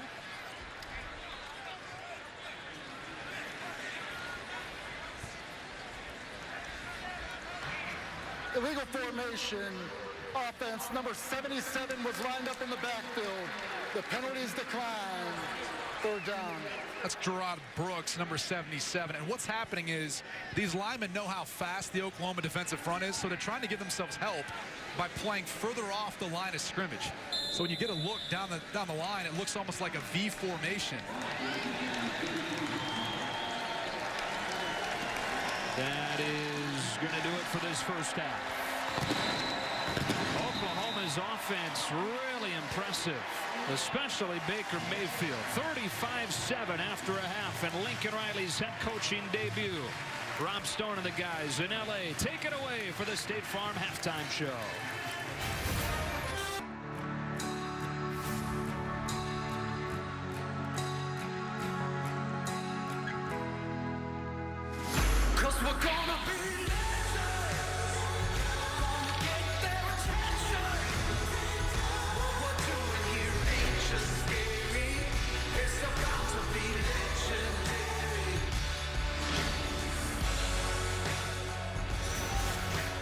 Back on Fox College Football, presented by Volkswagen here in Norman, where Oklahoma after a bit of a sluggish start. UTEP hung around, but they pulled away as we look at our Geico first half stats. 35-7 score. That offense really impressive. More than 400 yards of offense in the first half. And a lot of that had to do with the guy pulling the trigger, Baker Mayfield. Really good so far. Flawless, or at least near flawless. 19 for 20, over 300 yards, 3 touchdowns to 3 different receivers. And when you look at really what Baker Mayfield's asked to do in this system, it's a variety of things. Sometimes he's got to be patient and poised and find the check down for the conversion and first down. Sometimes it's a play action pass game. Big throws over the middle in tight windows, and other times it's throwing the deep ball. Giving his wide receivers and tight ends opportunities to go up and make plays. That's the thing that really impresses you most about Baker Mayfield, really, is his command in this system. He feels like he's truly an extension of what Lincoln Riley wants to see out there on the field. 19 for 20 in his lone incompletion. You could argue that there should have been pass interference on it. He completed his first 16 throws in this game. Well, UTEP to start the second half with the ball from the 25-yard line. We check in with Bruce Feldman. Guys, I talked to Lincoln Riley going into the break, and I said, well, you know, anything you could find wrong? He goes, yeah, the one thing that bothered me was the personal foul penalty. We had 3 of them. We got to be more disciplined on defense, but he loves how his newcomers and young receivers have really stepped up. When I talked to Sean Kugler on the other side, I said, what can you do to slow Baker Mayfield down? He goes, we got to find a way to contain that tight end. So how do you do that? He goes, I don't know. You got any ideas? And he laughed and walked away. He's not going to be the only guy stumped in trying to defend Mark Andrews this year. Lincoln Riley's offense continues to handle the play calling duties, by the way, even though he is now running the show. That's the predicament. They're so balanced. It's tough to stop a tight end like that because they run the ball so well. Mets begins the second half with a boot, and across his body it's dropped off of the hands of Josh Weeks. You know, UTEP tied this game at 7 with an impressive opening drive, but since then less than a yard per play. Yeah, I think if you're an Oklahoma fan, you want to be nitpicky. It's really one drive where UTEP had some success. Really Ryan Metz on 3rd down as well, converting. But since then, it's been airtight, and this offensive line for UTEP have struggled to be able to move the line of scrimmage in the run game and really protect their quarterback, Ryan Metz. Started the game 4 for 5. He's now 7 of 14. On 2nd and 10 from the 25. First carry of the second half for Walter Dawn. Loses a yard as Jordan Thomas makes the tackle from his cornerback spot. Jordan Thomas, potentially one of the best corners in the country, and he's the complete package. He's got the size you look for at 6 feet tall with the long arms and reach. He's also tough against the run. He'll come up and make plays. So we're looking at Kenneth Murray hobbling off the field, the true freshman who started at the middle linebacker position today.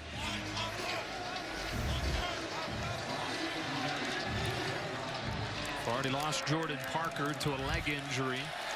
He went back to the locker room in the first half. Here, Murray comes off. On 3rd down and 11, he has to get rid of it. Too high and incomplete. Mark Jackson Jr., sophomore from Texas, who they've got high hopes for, applied the pressure. Mike Scoops described him as like a player with a really high ceiling. Kind of reminds you a little bit of that body and frame of Obo Okoronkwo. So we take a look at defensive coordinator Mike Stoops.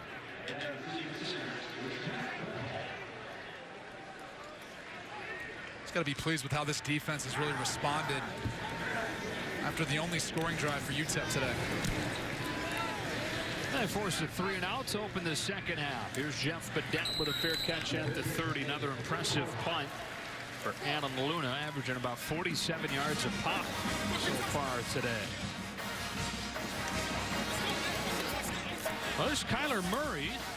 Wonder if we're going to see him already. It would make some sense. I mean, you'd like to get him some experience in the system in a live game. Certainly, if anything happened to Baker Mayfield, the way he plays, scrambling around, making plays with his feet sometime, you never know. So you got to prepare that backup, and this is one of the most talented college quarterbacks in the country. When you look at Kyler Murray's ability running the football and the live arm that he has. Lincoln Riley told us yesterday he thinks Kyler Murray is the single most explosive quarterback in the country, and he's the backup. After redshirting last year, his first play at Oklahoma, he pulls on a replay and gets 5 yards with a flag down. Michael Lewis, the tackle. Holding. Offense, number 58. 10-yard penalty. Repeat first down. For more on Kyler Murray, we go down to Bruce. Joe, Kyler Murray is the most dynamic athlete in the Oklahoma program. He's the fastest guy on the team. Started his career out at Texas A&M, where his dad was a terrific quarterback as well. He's also a really, really good baseball player, but don't think he's just a runner because he's fast. He's really got a pretty live arm, and I think Lincoln Riley wants to flash him and show what he can do for a lot of other people to keep an eye on when they look at film of the Sooners. The penalty moves him back, first down and 20. High snap pulled down, and his first throw is into traffic and incomplete. Max Preps put out a list a couple of weeks ago. Best high school players over the last decade. Yeah. They named him the single best quarterback at the high school level in the last 10 years. Gatorade National Player of the Year coming out of high school. He actually played the Under Armour All-American game, both in football and baseball. He's the only player to have ever done that. You can see part of that live arm, the last throw, however, is a little bit of a team meeting. You got to wonder, his challenge is going to be at 5'10". Can he see over this big offensive line in front of him? Abdul Adams off the left side, chopped down by Devin Cockrell, who continues to impress, and it's 3rd and long. This is the scenario where Kyler Murray's escapability and mobility will come into play in 3rd and long. If nothing's there, he can tuck it and run and still pick up a first down, even though it seems bleak.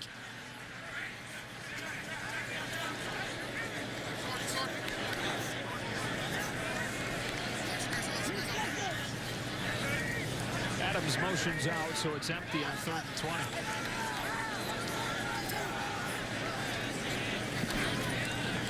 Aiden coverage, so he's got all day to throw. Instead will run and slide down to the 27. And he's going to be upset with himself because he was looking left. He just wasn't patient enough. He had number 3, Michael Jones, running wide open up the sideline. Watch right here, number 3. As he passes by Julian Jackson, wide open for a touchdown. Baker saw the same thing. he was looking that way. Sometimes you got to slow down your heart rate, be a little patient, make sure you trust what you see. There's Janelle, talented punt returner, but a short one from Seibert comes up to catch it at the 41. A few minutes into the second half, Oklahoma cruising against UTEP on a gorgeous day to start the college football season.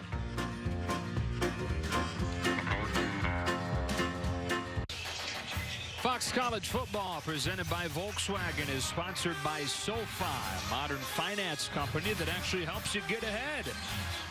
By Go RVing, find your way, Go RVing.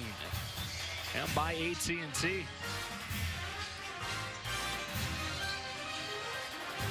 Back in Norman, all Oklahoma in this one, trying to get their 11th consecutive win, the longest active streak in the country here in Lincoln Riley's head coaching debut. Nice little warm-up game before what they've got coming next week, having to go on the road against the old Buckeyes. What did you think of Ohio State's start against Indiana? First game this season, they had a slow start, ended up pulling away in the second half. It's one of the toughest defensive fronts they may see all year. Indiana? No, Ohio State's defensive front. Oh, yeah. Drive begins at the 41. Josh Fields, a redshirt freshman with his first carry. That tripped up by Emmanuel Beal. Beal coming in for injured Kenneth Murray early. He's got some experiences. Go back and take a look at the last play. Should have been a face mask, clearly. As you can see, Beal grabbing the face mask of Joshua Fields, the true freshman out of El Paso, Texas.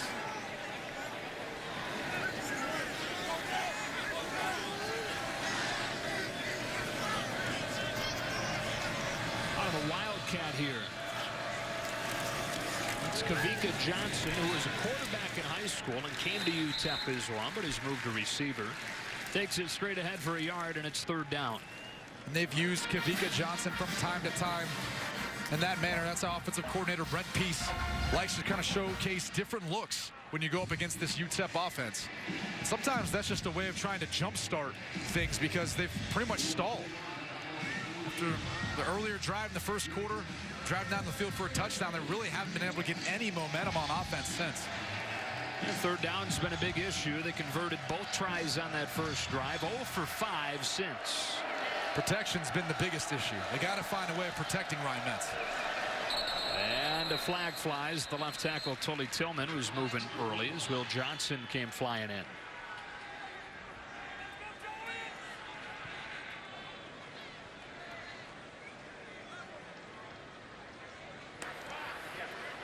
Offside.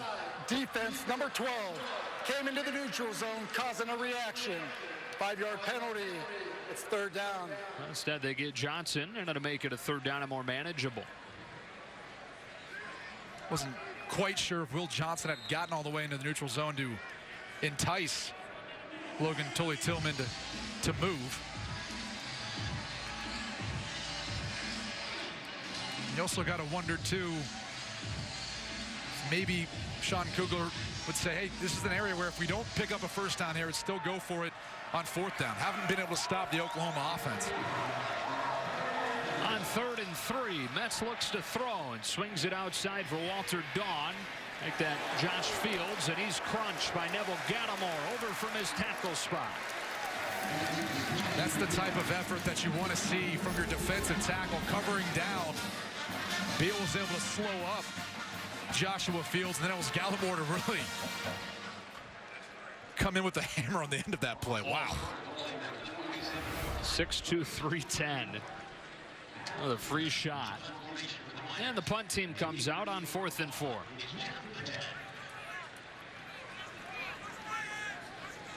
One of the lone bright spots today has been Alan Luna. This is a line drive taken by Rodney Anderson. And he spins his way to the 23. Rodney Anderson on the return. Sooners in front 35-7. Everything going right for Oklahoma today. We're back to Norman after this. Fox College Football, presented by Volkswagen, is sponsored by Walmart. Save money, live better. Last Heisman Trophy winner here at Oklahoma is Sam Bradford. They hope that they have another coming this season. For Baker Mayfield, perhaps. How about your hopefuls early on this year? Clearly, you got to include Lamar Jackson with what he did last season, but Baker Mayfield, I mean, he's on pace to only throw 12 incompletions the entire season right now. He's going to be a part of that conversation. Sam Darnold, the phenomenal quarterback out at USC, and maybe the best player in the country, and Saquon Barkley. I think Scarborough could be in the conversation because of how good Alabama will be, and he'll be a big part of it. Kyler Murray's in the game for Mayfield. His second possession begins with a throw into the flats for Marcellus Sutton, who breaks a tackle and cuts it across the 40. Bruce, what do you got? I actually agree with Brady. I think Saquon Barkley is the best running back, probably the best player in the country. I really like Baker's chances. This O-line is really good. I'm not sure I'm buying Bo Scarborough, though. I think that's a little bit of an Alabama bias that Brady's throwing in there. I think if Alabama ends up playing in the college football playoff, there's a good chance he's going to be a big reason. Another strike from Murray to Calcaterra for a first down. Noticeably absent from that list, though, is Mason Rudolph. And I think he's a guy who made a case Thursday night, and he'll continue to. But, look, it ends up going a lot of times to one of the best players, one of the best teams in the country. So whoever wins the Big 12, that quarterback's going to have the edge, I think. At least we're going to talk about the Heisman. The Anderson short game. Love the play calling early in this drive, really getting Kyler Murray an easy completion in the flat to Marcellus Sutton to start it off, and then really starting to get Kyler Murray into a rhythm. And that was Sutton there, not Anderson.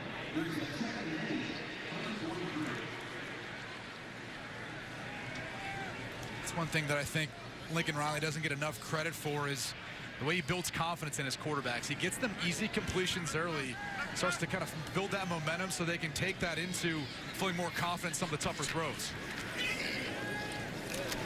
Steps into this one. It's a strike, and it is a touchdown for Lee Morris.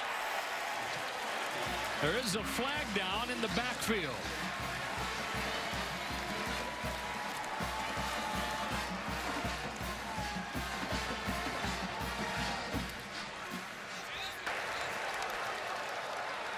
Personal foul, roughing the passer with targeting. Defense number 16. The previous play is under further review. The result of the play, touchdown. So that's on Elvin Jones, who would be ejected if this is upheld.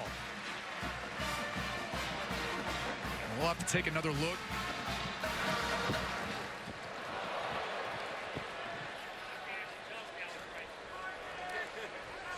All right, Jack Mack, the ruling on the field by both Dan and... I think what you're going to see is number 16, Alvin Jones, at the end of the play.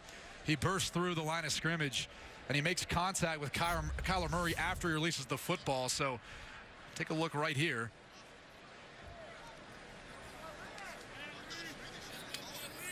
See, as he comes through at the very end of the play, you can see him make contact with Murray, knocking him back on the ground. Oh.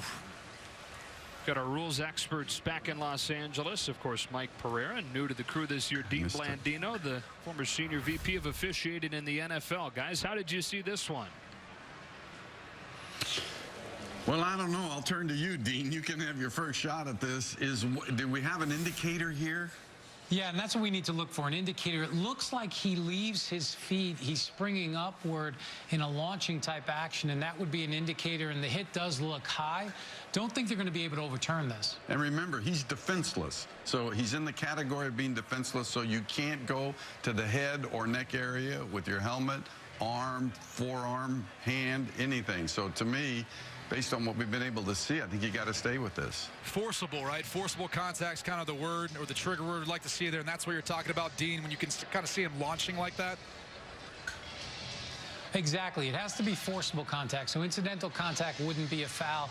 And like Mike said, the quarterback in the act of passing is defenseless, so you can't go to the head-neck area. You know, my concern is Kyler Murray's 5'10", and I know that's not an excuse, and Alvin Jones is only a little bit taller, maybe 5'11", 6 foot. But it's obviously tougher. I mean, I guess it's on the defender. He's got to change that hit area. But, you know, how do officials look at it when it's a smaller player? And that's actually, it's a good point, but it doesn't factor in because total liability is on the defender. So even if body angles change, the ruling on the field is confirmed. Number 16 is disqualified from the game. The 15-yard penalty will be enforced on the ensuing kickoff or try for point. So even Brady, as we were talking about, even though the body angle of that defensive player might change, how he even might duck to protect himself from contact, it's still really on the defender. 100% liability on him. He has to figure out how to stay off the head or neck area. Great stuff, guys. As always, the best in the business. And that's why they're here to help give us explanations, especially in regards to targeting, because I know it's a subject that a lot of people get frustrated about because they realize it's going to hurt their team, especially when a player is ejected. But again, you're talking about safety in the game of football, and that's most important. Rich get richer. We had Dean Blandino to Mike Pereira back there to help out with the rules this year. So Alvin Jones thrown out of the game for a targeting as Murray throws his first touchdown in a Sooner uniform. The route is on in this one.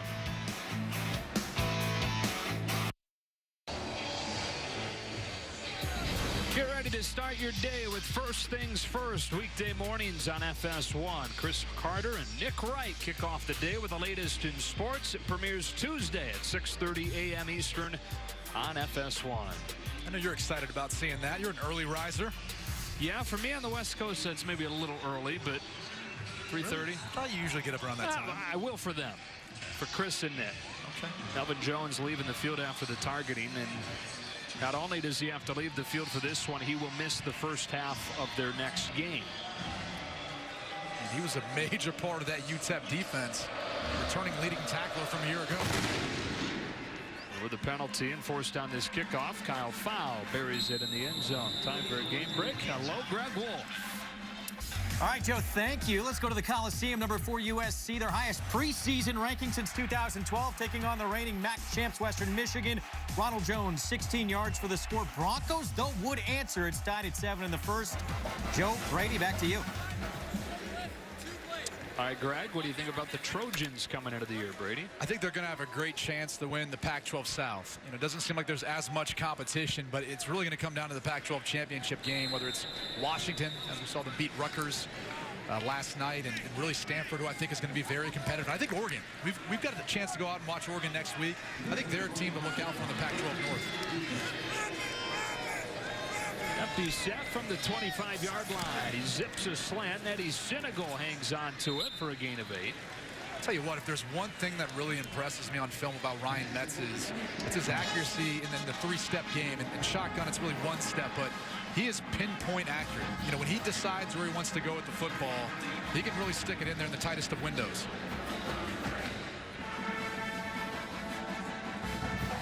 The arm strength has really improved for Metz over the years, especially over this last summer. The balls that they normally saw kind of die and flutter towards the end of the throw, really finishing. 9 of 17 in this one. Stacked up at the line of scrimmage is Dawn. Kenneth Murray with a stop along with Tyrese Lott. You know, Don's that wide receiver converted to running back because of their predicament at the running back position with the injury to Wadley. But, you know, that was probably a scenario where he could have bounced it outside. But earlier in the game, he ended up doing that, kind of got reamed by his head coach when he came off the sidelines because it ended up resulting in a holding penalty. Wonder if he was maybe a little bit shy of wanting to go outside. I would be if Sean Cougar got into me. They're down and short. Kevin Dove comes in. Short yardage back for the Miners. As a first down, dragging Murray for a gain of 5 behind Will Hernandez. Watch number 76, called the get off the football. Watch him be able to fire down on number 97, Marquise Overton. He ends up moving that line of scrimmage to give way for the first down. It's that initial point of attack that really helps give you that push. So I think, look, I understand the performance today clearly wasn't what I don't think any UTEP fan or the team was hoping for, but they still have a chance in the Conference USA. That's into the short side. That's a completion to Tyler Batson. What have you thought overall of Will Hernandez? As advertised. I mean, you see him at the point of attack. He is incredibly strong. He's done a better job of keeping his hands inside. I think he's really done his job up front in the run game, or really in pass protection. Look at him as a prospect to play on Sundays. He's a guy to keep your eye on in the future. There's going to be one of those offensive lineman needy teams in the NFL. They always talk about how they're not able to find the guys who are developed and ready to go. Will Hernandez is a guy, because of the system they run at UTEP, you can plug him in right away and play him. On 2nd and 4, here comes Dove. No gain. Lost the football. We'll see who's on it. Oklahoma thinks they have it.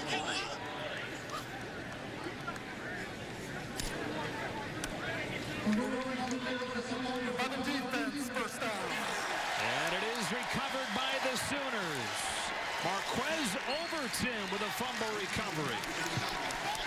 Overton, the former high school wrestler, wrestled a little bit here at OU, finds a way to wrestle the football out at the bottom of the pile. Guy that missed most of last season with an ankle injury. Junior from Jenks, powerhouse program in Tulsa. Able to get on top of it. It's hard to tell, but I think it was his own player that knocked it out. Yeah, and a lot of times as a running back, you don't suspect that you're an offensive lineman or fullback is going to get blown back into you, or you're going to hit them along the course of trying to hit the hole. And a lot of times that ends up being the guy that jars a ball loose because you don't have it quite as secure to your body. Well, the Sooners take over at the 45 in UTEP territory. Kyler Murray. Left side, nothing doing. Lost a yard. Dedrick Simpson with the tackle. I think one of the encouraging things, not encouraging, but fun things about today for Oklahoma, regardless of the scores, that we're seeing a lot of names that are going to be new to a lot of Sooner fans that they can be excited about. Yeah, I think it's also to help provide depth and really getting that live game experience that you really can't simulate until you get to the course of the regular season. It's not like the NFL where you have preseason games to get an idea of what these guys can do. You have to put them out there on the field in the real live game scenario. Here's Sermon. And Trey Sermon close to a first down. Yeah, there's anxiety coming into a college opener regardless, and you throw on top of that, it's your first one ever if you're Lincoln Riley. If he was feeling any nerves, he was doing a good job of faking it when we saw him yesterday, that he wasn't feeling any kind of nerves. He seemed as relaxed and as calm as you'd want your quarterback to be, or maybe I should say Baker Mayfield has been today with the way he played. That's part of it. I mean, look at the situation that he's adopting. Offensive line that's ready to protect their quarterback, who's a legitimate Heisman candidate, and all sorts of talent on defense. Third down, less than a yard. They go back to Sermon, whose second surge has a first down and more. Up inside the 30. Take a look at the Jeep stack comparison in this one. UTEP was right there early in the game as far as yardage and yards per play, but the Oklahoma defense has really buckled down. And even though they've gone from Baker Mayfield to Kyler Murray, this OU offense has kept on rolling.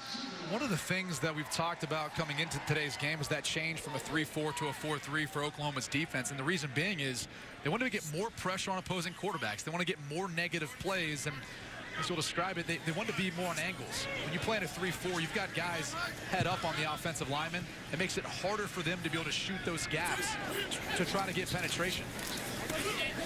Got it out of his hand quickly. Jordan Smallwood with a short gain. It's almost like he's a shortstop back there. Yeah. I mean, just watching the way Kyler Murray's able to get the ball out of his hand quickly in shotgun is impressive. He's played some baseball here at Oklahoma. Played in the Cape Cod League, prestigious collegiate summer league this past summer. Took some time away from his football preparation to do that. And still was able to win the backup job for Austin Kendall. Kendall will redshirt. Kendall's a talented player. Yeah. Sermon able to slip an arm tackle and get a first down inside the 20. DeMar Smith, the tackle for UTEP. Sermon, a guy who some people have already made comparisons to Samaje Perine and how advanced he was when he arrived as a freshman. Yeah, he was a little banged up towards the end of camp, so they were curious to see how he performed today. He looks to be 100%, running at a high level. But clearly the biggest of all their running backs. They're going to need that. You need a change up. You need one of those bigger style running backs to physically, impose the defense and wear them down in the second half of games.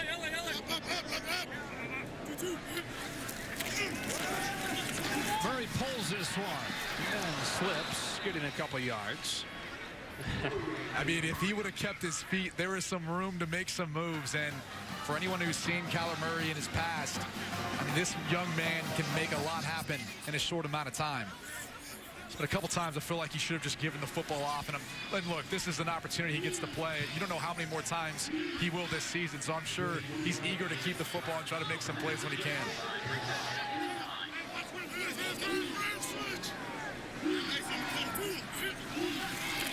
Jeff Badette on the sweep. It's around the corner, cuts it upfield, and Badette inside the 5 to make it 1st and goal. Boy, he has wasted no time showing some of the big play potential they touted. And the reason why this play works is because of Badette's speed. Once they get to the edge, he simply just outruns the defensive pursuit and their angles. Also goes down as a pass for Murray. One of my favorite parts about that play is it's a high completion percentage. There's really not much downside. As we take a look at an injured Minor on the field.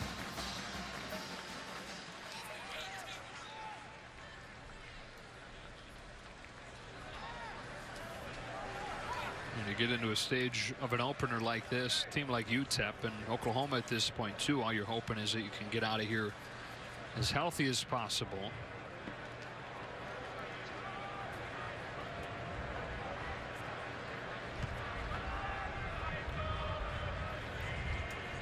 It's Dedrick Simpson.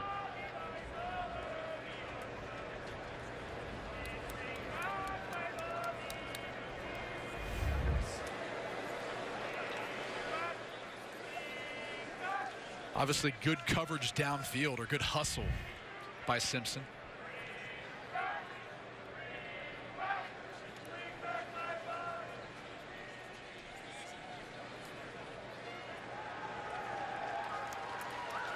Good to see him walk off under his own power.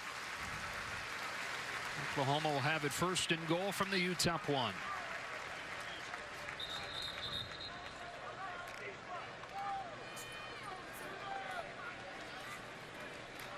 A lot of budding stars down there for the Oklahoma offense. Look at number 9, CeeDee Lamb. Already 1 touchdown reception today. Yeah, everybody's gotten involved. Lee Morris had a touchdown. Rodney Anderson's already got one. He's in there running back here.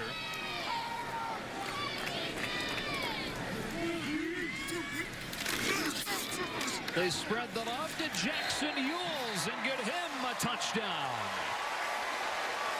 Feed the fullback. Love it. Former walk-on, now on scholarship. Was not only rewarded not having to pay tuition, now he gets a little love. Able to get a touchdown. 7 touchdowns today from 7 different Sooners. And that's the Lincoln Riley offense. You know, they make you have to defend so many different people in so many different ways. These fullbacks are utilized not just as lead blockers. They also hand the football off to them in short yardage and goal line situations.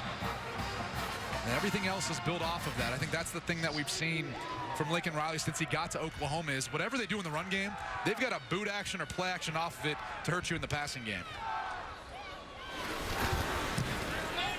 Seibert knocks it through, and the Sooners on top 49-7. 1 minute left to go in the 3rd quarter of this opener.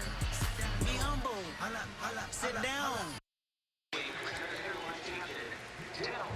College football action continues tonight on Fox and FS1. After our game, Big Ten ACC come together. Reigning Heisman winner Lamar Jackson against Purdue in Indy, and then at 10:30 on FS1. Washington State, a team that could be dangerous in the Pac-12, plays its season opener against Montana State.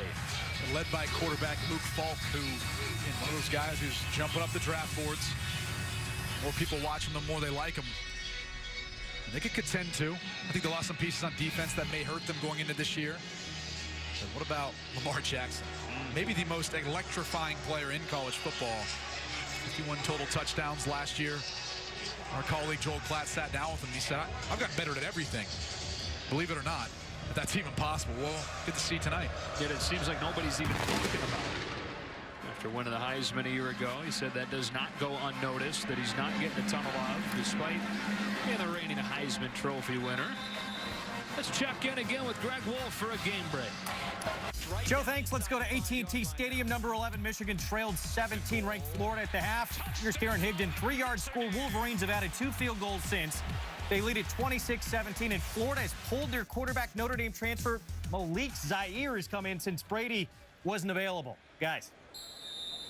I don't have any eligibility left, and it would be the wrong team anyway. Not going to play for the Gators. No. Oklahoma going to use a timeout here. Oklahoma. We saw Jordan Parker leave the game earlier with what looked like a leg injury. Bruce, you've got an update on him. Yeah, Joe, Jordan Parker is done for the day. He's in sweats. He's got a brace on his left knee, and he's got crutches. A lot of his teammates and former teammates who are here for the game have been consoling him over the last hour or so coming up to put their arm around him. Tough to deal with. Very, very talented player. Obviously, starting experience, and you're going to need talent like that, players like that, as you head into the meet in your schedule. You got to go on the road to Columbus next week. For anyone who saw them play against Indiana, they've got some talent at wide receiver. They've got a quarterback in J.T. Barrett who can distribute the football. Paris Campbell, Johnny Dixon, a lot of speed on the outside for Ohio State. New quarterback in the game for the Miners, Zach Greenlee. Started last year as the starter before Metz took over midseason. The senior out of Stockton, California, drops it off to David Lucero. He's got a first down across the 40. Talking with head coach Sean Kugler before the game, he really identified David Lucero as a player in the system that he felt like could excel because of his ability to play in line at the tight end position, but also outside as a wide receiver. Take a look at Ryan Metz now, playing the part of the backup, signaling the play in. The numbers not popping off the page, but what'd you think overall? He had a solid start. I just think at the end of the day, too big of a mismatch up front. They really couldn't get much going, couldn't protect them the way they wanted to, and they tried. They had 7- and 8-man protections, but Oklahoma's still getting pressure on them. Greenlee being chased and running out of room, so he throws it away. Kenneth Mann in pursuit. It'll be 2nd and 10. And pregame, you could see the size differential between the two teams. I mean, you knew UTEP was going to be in a little bit of trouble. I think clearly the two schools recruit differently. And Sean Kugler's in a position now where they've got a number of transfers they're trying to implement into his system. Some young players as well that we've seen a little bit here today. They're trying to get some playing time. Started 1-5 a year ago and 3-3 down the stretch. Gathered some momentum coming into this year. That's knocked down at the line of scrimmage. They try to set up the screen for Batson. Like number 15, Addison Gums, true freshman out of Hayward, California. Talked about at the beginning of the game, 5 true freshmen on the 2-deep. Something that's kind of rare at Oklahoma, but a lot of talented players. One of the best recruiting classes in the country. Which you thought that there may be a little bit of an issue, you know, once Bob Stoops stepped down, even though it was after National Signing Day, their recruiting's only improved. Yeah. And they've continued to do a good job on the recruiting trails with Lincoln Riley now as head coach. Really likable guy. Wouldn't be a hard sell. They dump this one off. Kevin Dove breaks a couple of tackles and brings this third quarter to an end. All Sooners as Lincoln Riley makes his head coaching debut. On to the 4th in a 49-7 game.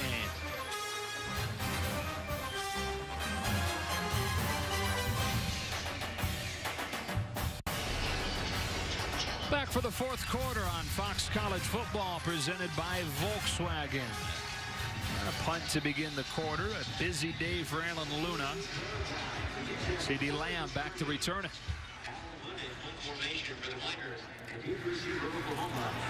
Boy, took his time getting rid of it and just barely did get it off. A fair catch at the 14-yard line. Time for our Duluth Trading Company hardest working player. He could have gone a few different directions, but how about Mark Andrews? 7 receptions for 134 and a touchdown. It's not just about the receptions, though. It's the blocking, whether that's been in the run game or really out in space for other wide receivers or running backs in some of the screen game. And he's been the guy, to me, that's really been the hardest worker out there, earning that title. One of the top tight end prospects in college football. Kyler Murray's handled this second half. Walt Mayfield in the first half, 19 of 20. And Murray's been good as well, 5 of 6.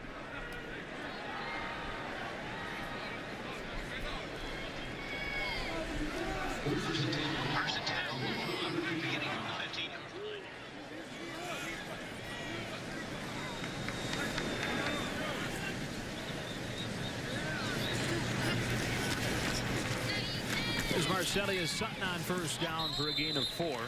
The same kind of result you'd see most years in an Oklahoma game against UTEP, but a different look to it. No longer having Bob Stoops running the show. Those 18 seasons, more wins than anybody in Oklahoma history, which is a glorious one.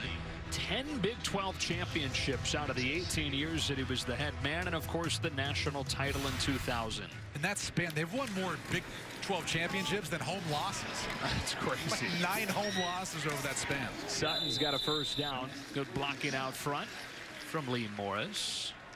And there is Bob taking this one in from up on this level here with the broadcast booth, and the coaching boxes are.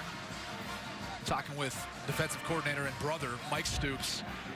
She kind of talked about, you know, people don't fully understand the stress that head coaches go through. Even sometimes when it doesn't appear as if they're concerned or worried about anything, they are. I mean, there's always something on their mind. Those wheels are always turning. And talk about the family history there with the Stoops family. That was something that was important to Bob, was at some point he'd be able to stop coaching and really enjoy life and enjoy his family. Sutton again runs for 5 yards.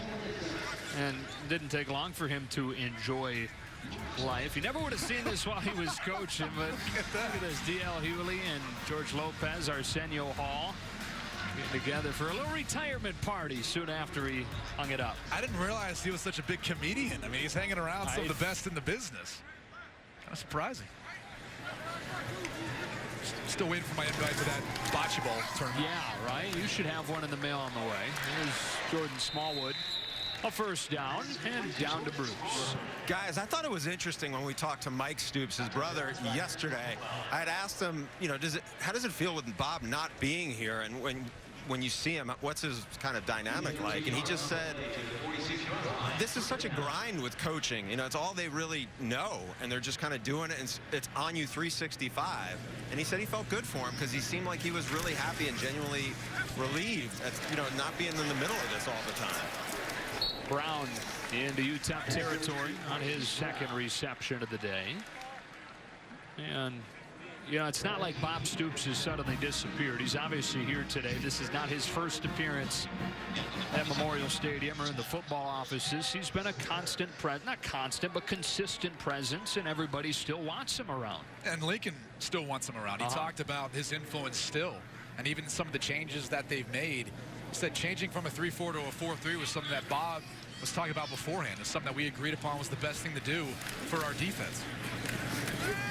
Sutton getting a heavy dose on this drive, and Marcelius Sutton down to the 20. I'll tell you what, these wide receivers for Oklahoma, it doesn't matter if they're starters, second or third string guys, they all do a good job of covering up bodies and blocking for their running backs. That's why they've been able to have so many big gains over the years that Lincoln Riley's been a part of this program. I mean, they really coached them up to ensure that the big gains come once they get outside and are able to get additional yardage because of their blocking.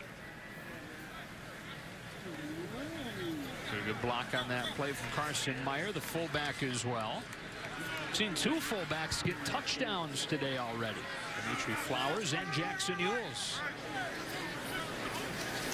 From the 20, Murray scans the field and dumps it off underneath to Jeff Badette. It was funny with Jeff Badette coming over from Kentucky. For whatever reason, when he was starting to look at schools where he wanted to go play his final season, he thought that Baker Mayfield was headed to the NFL. And so he was factoring that into his decision, thinking, I don't know about Oklahoma. Who's going to be their quarterback?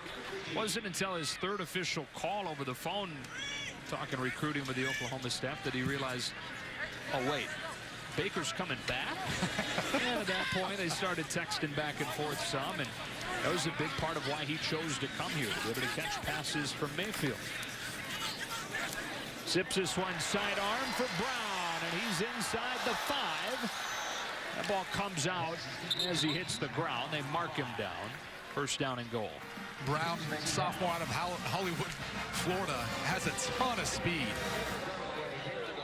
Talking with some of the assistants before the game, are really mentioning just how much speed they have at some of these reserve positions at wide receiver. Looked like he was down before the ball came out.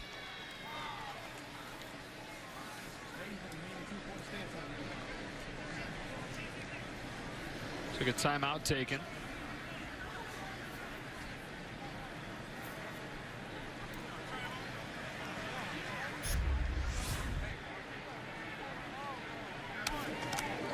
Brown secures the football. Is under further review. The page came shortly after the timeout, so UTEP will not be charged a timeout. So the key here is going to be the fact that he was ruled he was down. So it has to be indisputable that they're going to overturn this, and it looks as if he still was maintaining control of the football as his elbow hit, which would then deem him down, or his butt in that matter, as he slides over the UTEP defender. Doesn't seem like this one should take long. Trayvon Hughes almost started out of there, but Brown was able to hang on. What is it with every time I see a wide receiver stretching the football towards the goal line? It just reminds me of Des Bryant and what's a catch now? I'm reviewing this to see if it's a fumble. After further review, the ruling on the field is confirmed. The ball carrier was down by a rule. It'll be Oklahoma's ball, first and goal. From the 1. Pretty definitive. And we posed the question off at the top. Who steps into the void left by D.D. Westbrook? And obviously a running back, too, with P. Ryan and Mixon. And Sooner fans, you figure, are fired up about the options. I don't know that you can pinpoint one guy necessarily that's going to do it, but very clearly you have a lot of options to go to. Jeff Badette's the first one that really comes to mind at the wide receiver position. Graduate transfer from Kentucky's done a good job. I think C.D. Lamb showed a little bit of ability, too, today. That's Jeffrey Mead. He's the one that I'm looking for to kind of take that next step. I think the coaching staff is too. Arcelius Sutton to the goal line, and he's in for a touchdown. He joins the party. 8 different players have scored the 8 touchdowns for Oklahoma.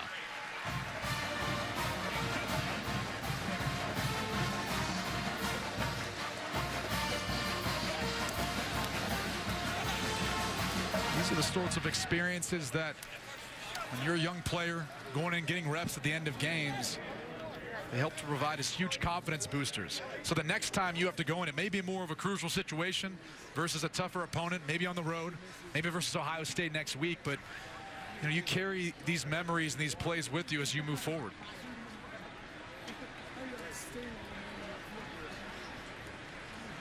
Oklahoma averaging 10 yards per play today. 635 yards of offense. Flashes of last year versus Texas Tech. Oh, it was 800 and some yards total offense. Just kind of a travesty. Yeah. We brought that up with Mike Stoops yesterday. He didn't want to talk about that at all.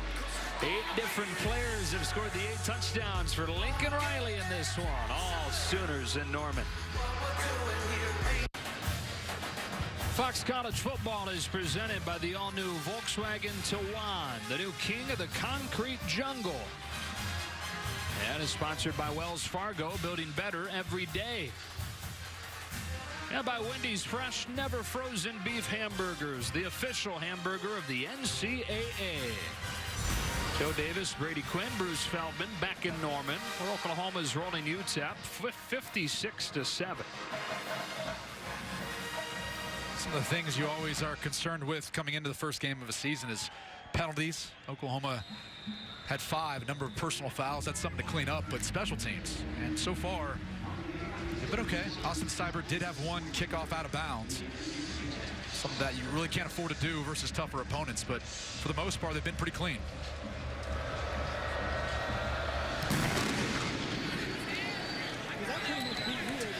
Thing is buried out of the back of the end zone. Game break time. Greg Wolf. All right, Joe, thanks. Let's go back to the Coliseum. Number 4 USC in some early trouble. John Wasink, 7-yard score. Remember, this is the same Western Michigan team that was 13-0 in the regular season last year before they lost in the Cotton Bowl to Wisconsin. Broncos lead 14-7. Joe, Brady, back to you. From Kalamazoo to the Coliseum and putting on a show. Well, PJ Fleck did a tremendous job recruiting there. They've got some talent in the MAC. I think USC lost some key players as well. Look at them on offense. They lost Juju Smith-Schuster, #1 wide receiver from a year ago. Lockdown cornerback and return man Adoree Jackson. Tough to replace. Zach Greenlee to throw on first down. Pulled in by Alan Busey, who's hit immediately by Khalil Houghton. Do you think that they're not putting enough stock into what USC lost when they're trying to prognosticate how they're going to be this year? Yeah, I think so, because even on their offensive line, they lost a number of pieces. You look at that top 10, USC sits there at number 4 right now battling, and we've seen that too with a number of teams. I mean, Ohio State and Indiana was close. You look down the list, Washington, Wisconsin, both were in tough battles in the first half of those games. They ended up pulling away, but that's what happens in the first game of a season. You know, you really don't know what you have until you get out there and face an opponent.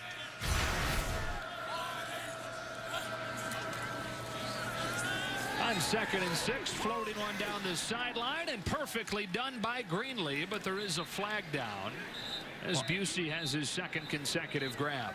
I would imagine this is going to be defensive pass interference. It didn't seem like there was too much pushing going on, but Trey Norwood, the true freshman, will probably get called on this. There's a flag over there in the area of pass interference, but there's also one down around the line of scrimmage back on the other side of the field. That was something, too, that I was hoping to see out of UTEP, is them try to stretch the field vertically more. But part of that was a product of not being able to protect their quarterback long enough to be able to take those shots. There are fouls by both teams. Illegal shift, offense. Number 77 was going down while 81 was in motion. Pass interference, defense, number 13. The foul's offset. Repeat the down. 2nd down. That's number 77, Gerard Brooks, who was late getting down in his stance. And I would imagine as a former offensive lineman, head coach Sean Kugler is going to have a real issue with that, because that's about tempo. That's about, you know, getting up and making sure you get set so everyone else can shift in motion. That's an important part of their offense, and I'm sure he's a little bit upset with him not being faster to get set or in his stance.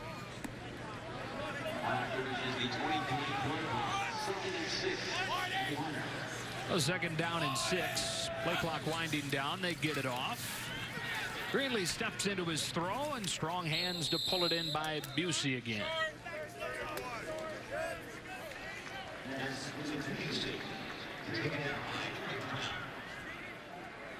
Looks like Busey injuring that shoulder. Come out in front of this 3rd down and 1.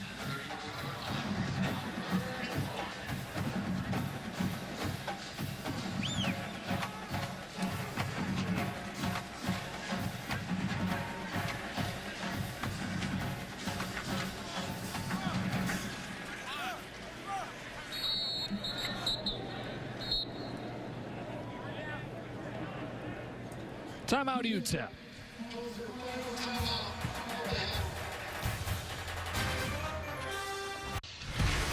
Our progressive performance of the game. Why don't we give it to Lincoln Riley? Congratulations on career win number 1. Never forget your first, Joe. And I think this is one that he'll always remember. And the team did a pretty solid job all the way around, so he's got to be excited about what they're building here in Norman. 11th consecutive win for the Sooners back to last season, which is the longest active streak in the country, and it will be on the line in Columbus next week. You know, one of the rule changes this year, too, was the sideline warnings, not allowing coaches to come onto the field. It hasn't really been something we've seen so far in the college football season, but Lincoln Riley has conducted himself in a very calm manner today, so he doesn't have to worry about it either. He's a pretty calm guy. They're able to convert this 3rd down and short. Kevin Dove has run hard all afternoon. He gets 5 here. 1st down and 10 to the 39. Yeah, I think each team has assigned a coach to really pull back the head coach if he starts to wander onto the field. It's been a point of emphasis, something that we talked about in some of our rules meetings. Again, we haven't seen it impact a game yet, but you got to believe in some of these heated contests we're about to see, coaches are probably going to forget at some points in time and potentially be penalized. Sometimes you just lose your mind, right? Yeah, I mean, you can know the rule, but into the heat of the moment. Greenlee dumps this one off. Forrest McKee with his first career reception, and then he's buried by Curtis Bolton. Well, every game matters, and a lot of times you feel like every play matters because it can change the outcome of the game. It's where a lot of times you get upset with officials when you feel like they've made a wrong call, and that's when their emotions just get the best of them. Probably should have signed a strength coach. Yeah, coach that would be a great. The biggest guy on the staff. Well, the biggest guy on UTEP staff is Sean Kugler himself, so that wouldn't work as well. Josh Fields. Bolton another tackle.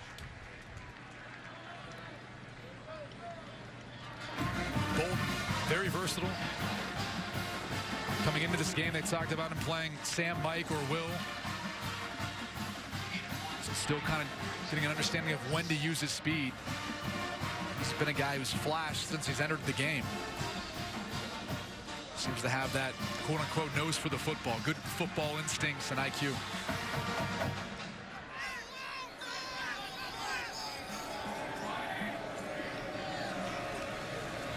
Inside of 7 minutes, and on 3rd down and 7, Zach Greenlee pumps one outside. It's popped in the air and incomplete, and there was Bolton. You said having a nose for the football, finds himself around it, and as Trey Norwood defends.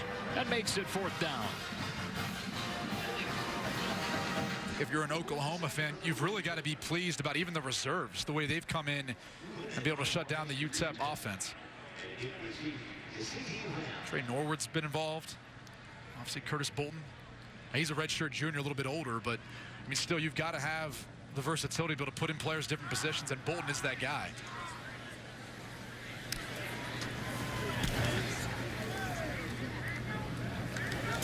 CeeDee Lamb to the 32. Both Oklahoma schools off to impressive starts this season on a collision course in Bedlam in November. We'll talk a little bit about those two squads and the rest of the Big 12 when we come back.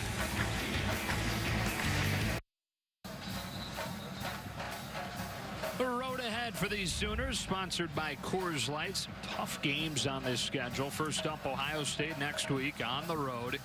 We're talking about that matchup with Bedlam. They first got to get through Texas and the Red River game, and then have to go to Manhattan to play Kansas State before that November 4th meeting. 5 teams in the Big 12 ranked in the preseason top 25. Now that will change with Texas losing today, number 23, but a lot of parity. First down run for Trey Sermon. Was handed off by Tanner Schaefer, who makes his collegiate debut here from Canadian, Texas, which is just off of the Panhandle, very northern part of the state, known as the Oasis of the High Plains. Sounds wonderful. Yeah, it sure does. We should continue our tour of this region from Stillwater to Norman to Canadian. Thrown underneath for a completion. Here, the first down marker. Chase Neville makes the reception. Oklahoma State equally impressive the other night in the blowout win against Tulsa. How about our tail of the tape coming into the year for these two teams? Well, Mike Gundy's one of the consecutively longest tenured head coaches in the Big 12. You got to give Oklahoma State the advantage there on offense. I don't know. After seeing Oklahoma today, maybe that's a check in both cases. The defense, I would have to give it to Oklahoma. The quarterback, you're going to check in both boxes for that. And really, it's the schedule. Oklahoma has to go on the road to Kansas State as well as to Stillwater. And those are going to be two of the toughest games they're going to play all year. And really in the national scene, we just saw their schedule. They got to go to Columbus, Ohio next week. So Oklahoma's got a very tough schedule ahead of them. Lincoln Riley's got his work cut out for him. Kansas State's a team that you don't hear a ton about, but they're going to be pretty good. A lot of returning starters on both sides of the football, particularly at quarterback. And, Bill Snyder's that head coach. Because of the system, because of what he's built at Kansas State, no one wants to play them. I mean, they seem to have little wrinkles here and there, but always catch you at the wrong time. Especially there, having to go to Manhattan. That's not an easy trip. Second down and 4. Schaefer all day to throw and trying to buy a little more time before flinging it out of bounds. It's going to be close, though. We've had an opportunity to see both Oklahoma State and Oklahoma this week. I think one thing is for sure. You've got to be excited if you're a college football fan. You live in the state of Oklahoma. You've got two really good teams that have a shot at making the college football playoff. Obviously winning the Big 12. And, of course, the Big 12 championship back this year. First time in 7 years. That'll be in Jerry's World. Out of the home of the Cowboys. Should help the Big 12 champion get into the college football playoff. They've only been once in the past 3 years. That's a first down. Second catch for Neville. A lot of the perception of this conference will be dictated by what happens in non-conference play. Of course, Texas losing today, not good. To Maryland, good opportunity for West Virginia against Virginia Tech coming up in a couple of nights. And then Oklahoma and Ohio State, the big one next week. You look at the criteria of the College Football Playoff Committee. They really value that non-conference schedule. That's something where I think as you're trying to pick out which 4 teams in the Power 5 conferences deserve to get in the playoff, they're going to factor that in. Trey Sermon. Of course, Oklahoma, the only team to make the college football playoff out of the Big 12 over the 3 years. And we talked about it. It should theoretically help having the championship game, but there is this scenario where, say, Oklahoma runs the table and were to lose to a 2-loss team in the championship team and thereby miss out. There's pros and cons to each side of it. I think every team that has a conference championship game is going to run that risk. Every conference is going to run that risk. But at the end of the day, as Lincoln Riley told us before the game, having that 13th indicator, as the committee calls it, to judge a team off of, gives them a better opportunity of kind of playing to the favor of the committee. Walk on Miles Tees with a catch. And playing in December at that part in time of the year in a 4-year conference championship, it's meaningful in the eyes of the committee. So maybe that will persuade them to look more in the Big 12's direction as we move forward.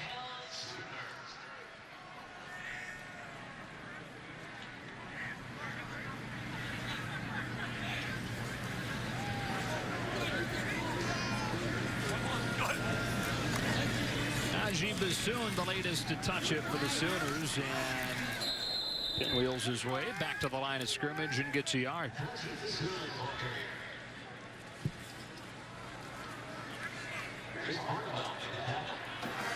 Fifth-year senior out of Houston, Texas. A number of players obviously from that area. Some affected by Hurricane Harvey.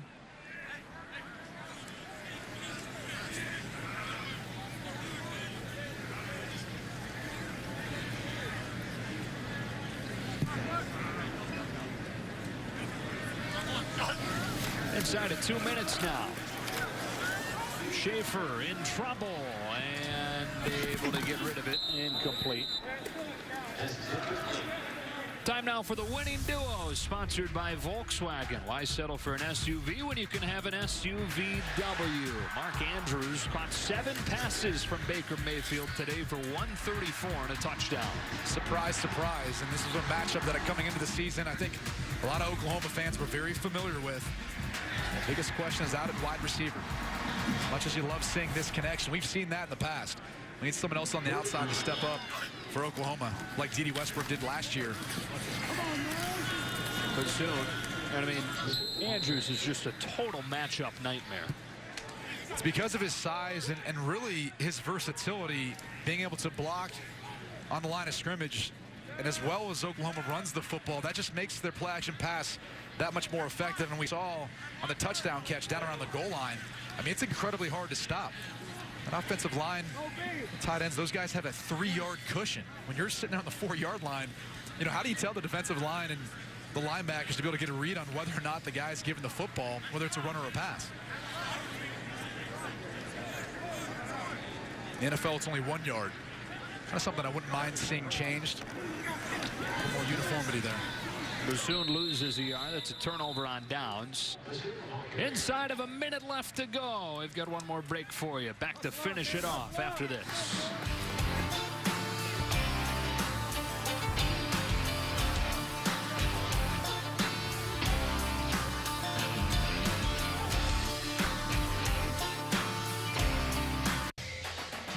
Fox College Football, presented by Volkswagen, is sponsored by Dr. Pepper, the one fans crave. Just about finished here in Norman. Everything's gone right in Lincoln Riley's head coaching debut. 56-7 lead. He's had 8 different players score the 8 touchdowns. And the old Muleshoe High School quarterback gonna move to 1-0 in his young career.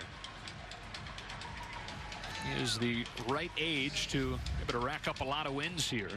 And a lot of guys have. The only program that has 4 coaches with at least 100 wins, and the guy that he's replacing in Bob Stoops more than any of them. We talked about at the beginning of the game. The question for Lincoln Riley is, you know, how do you kind of create your own identity, but continue to carry on the success that Bob Stoops, as well as other head coaches here at Oklahoma, have done.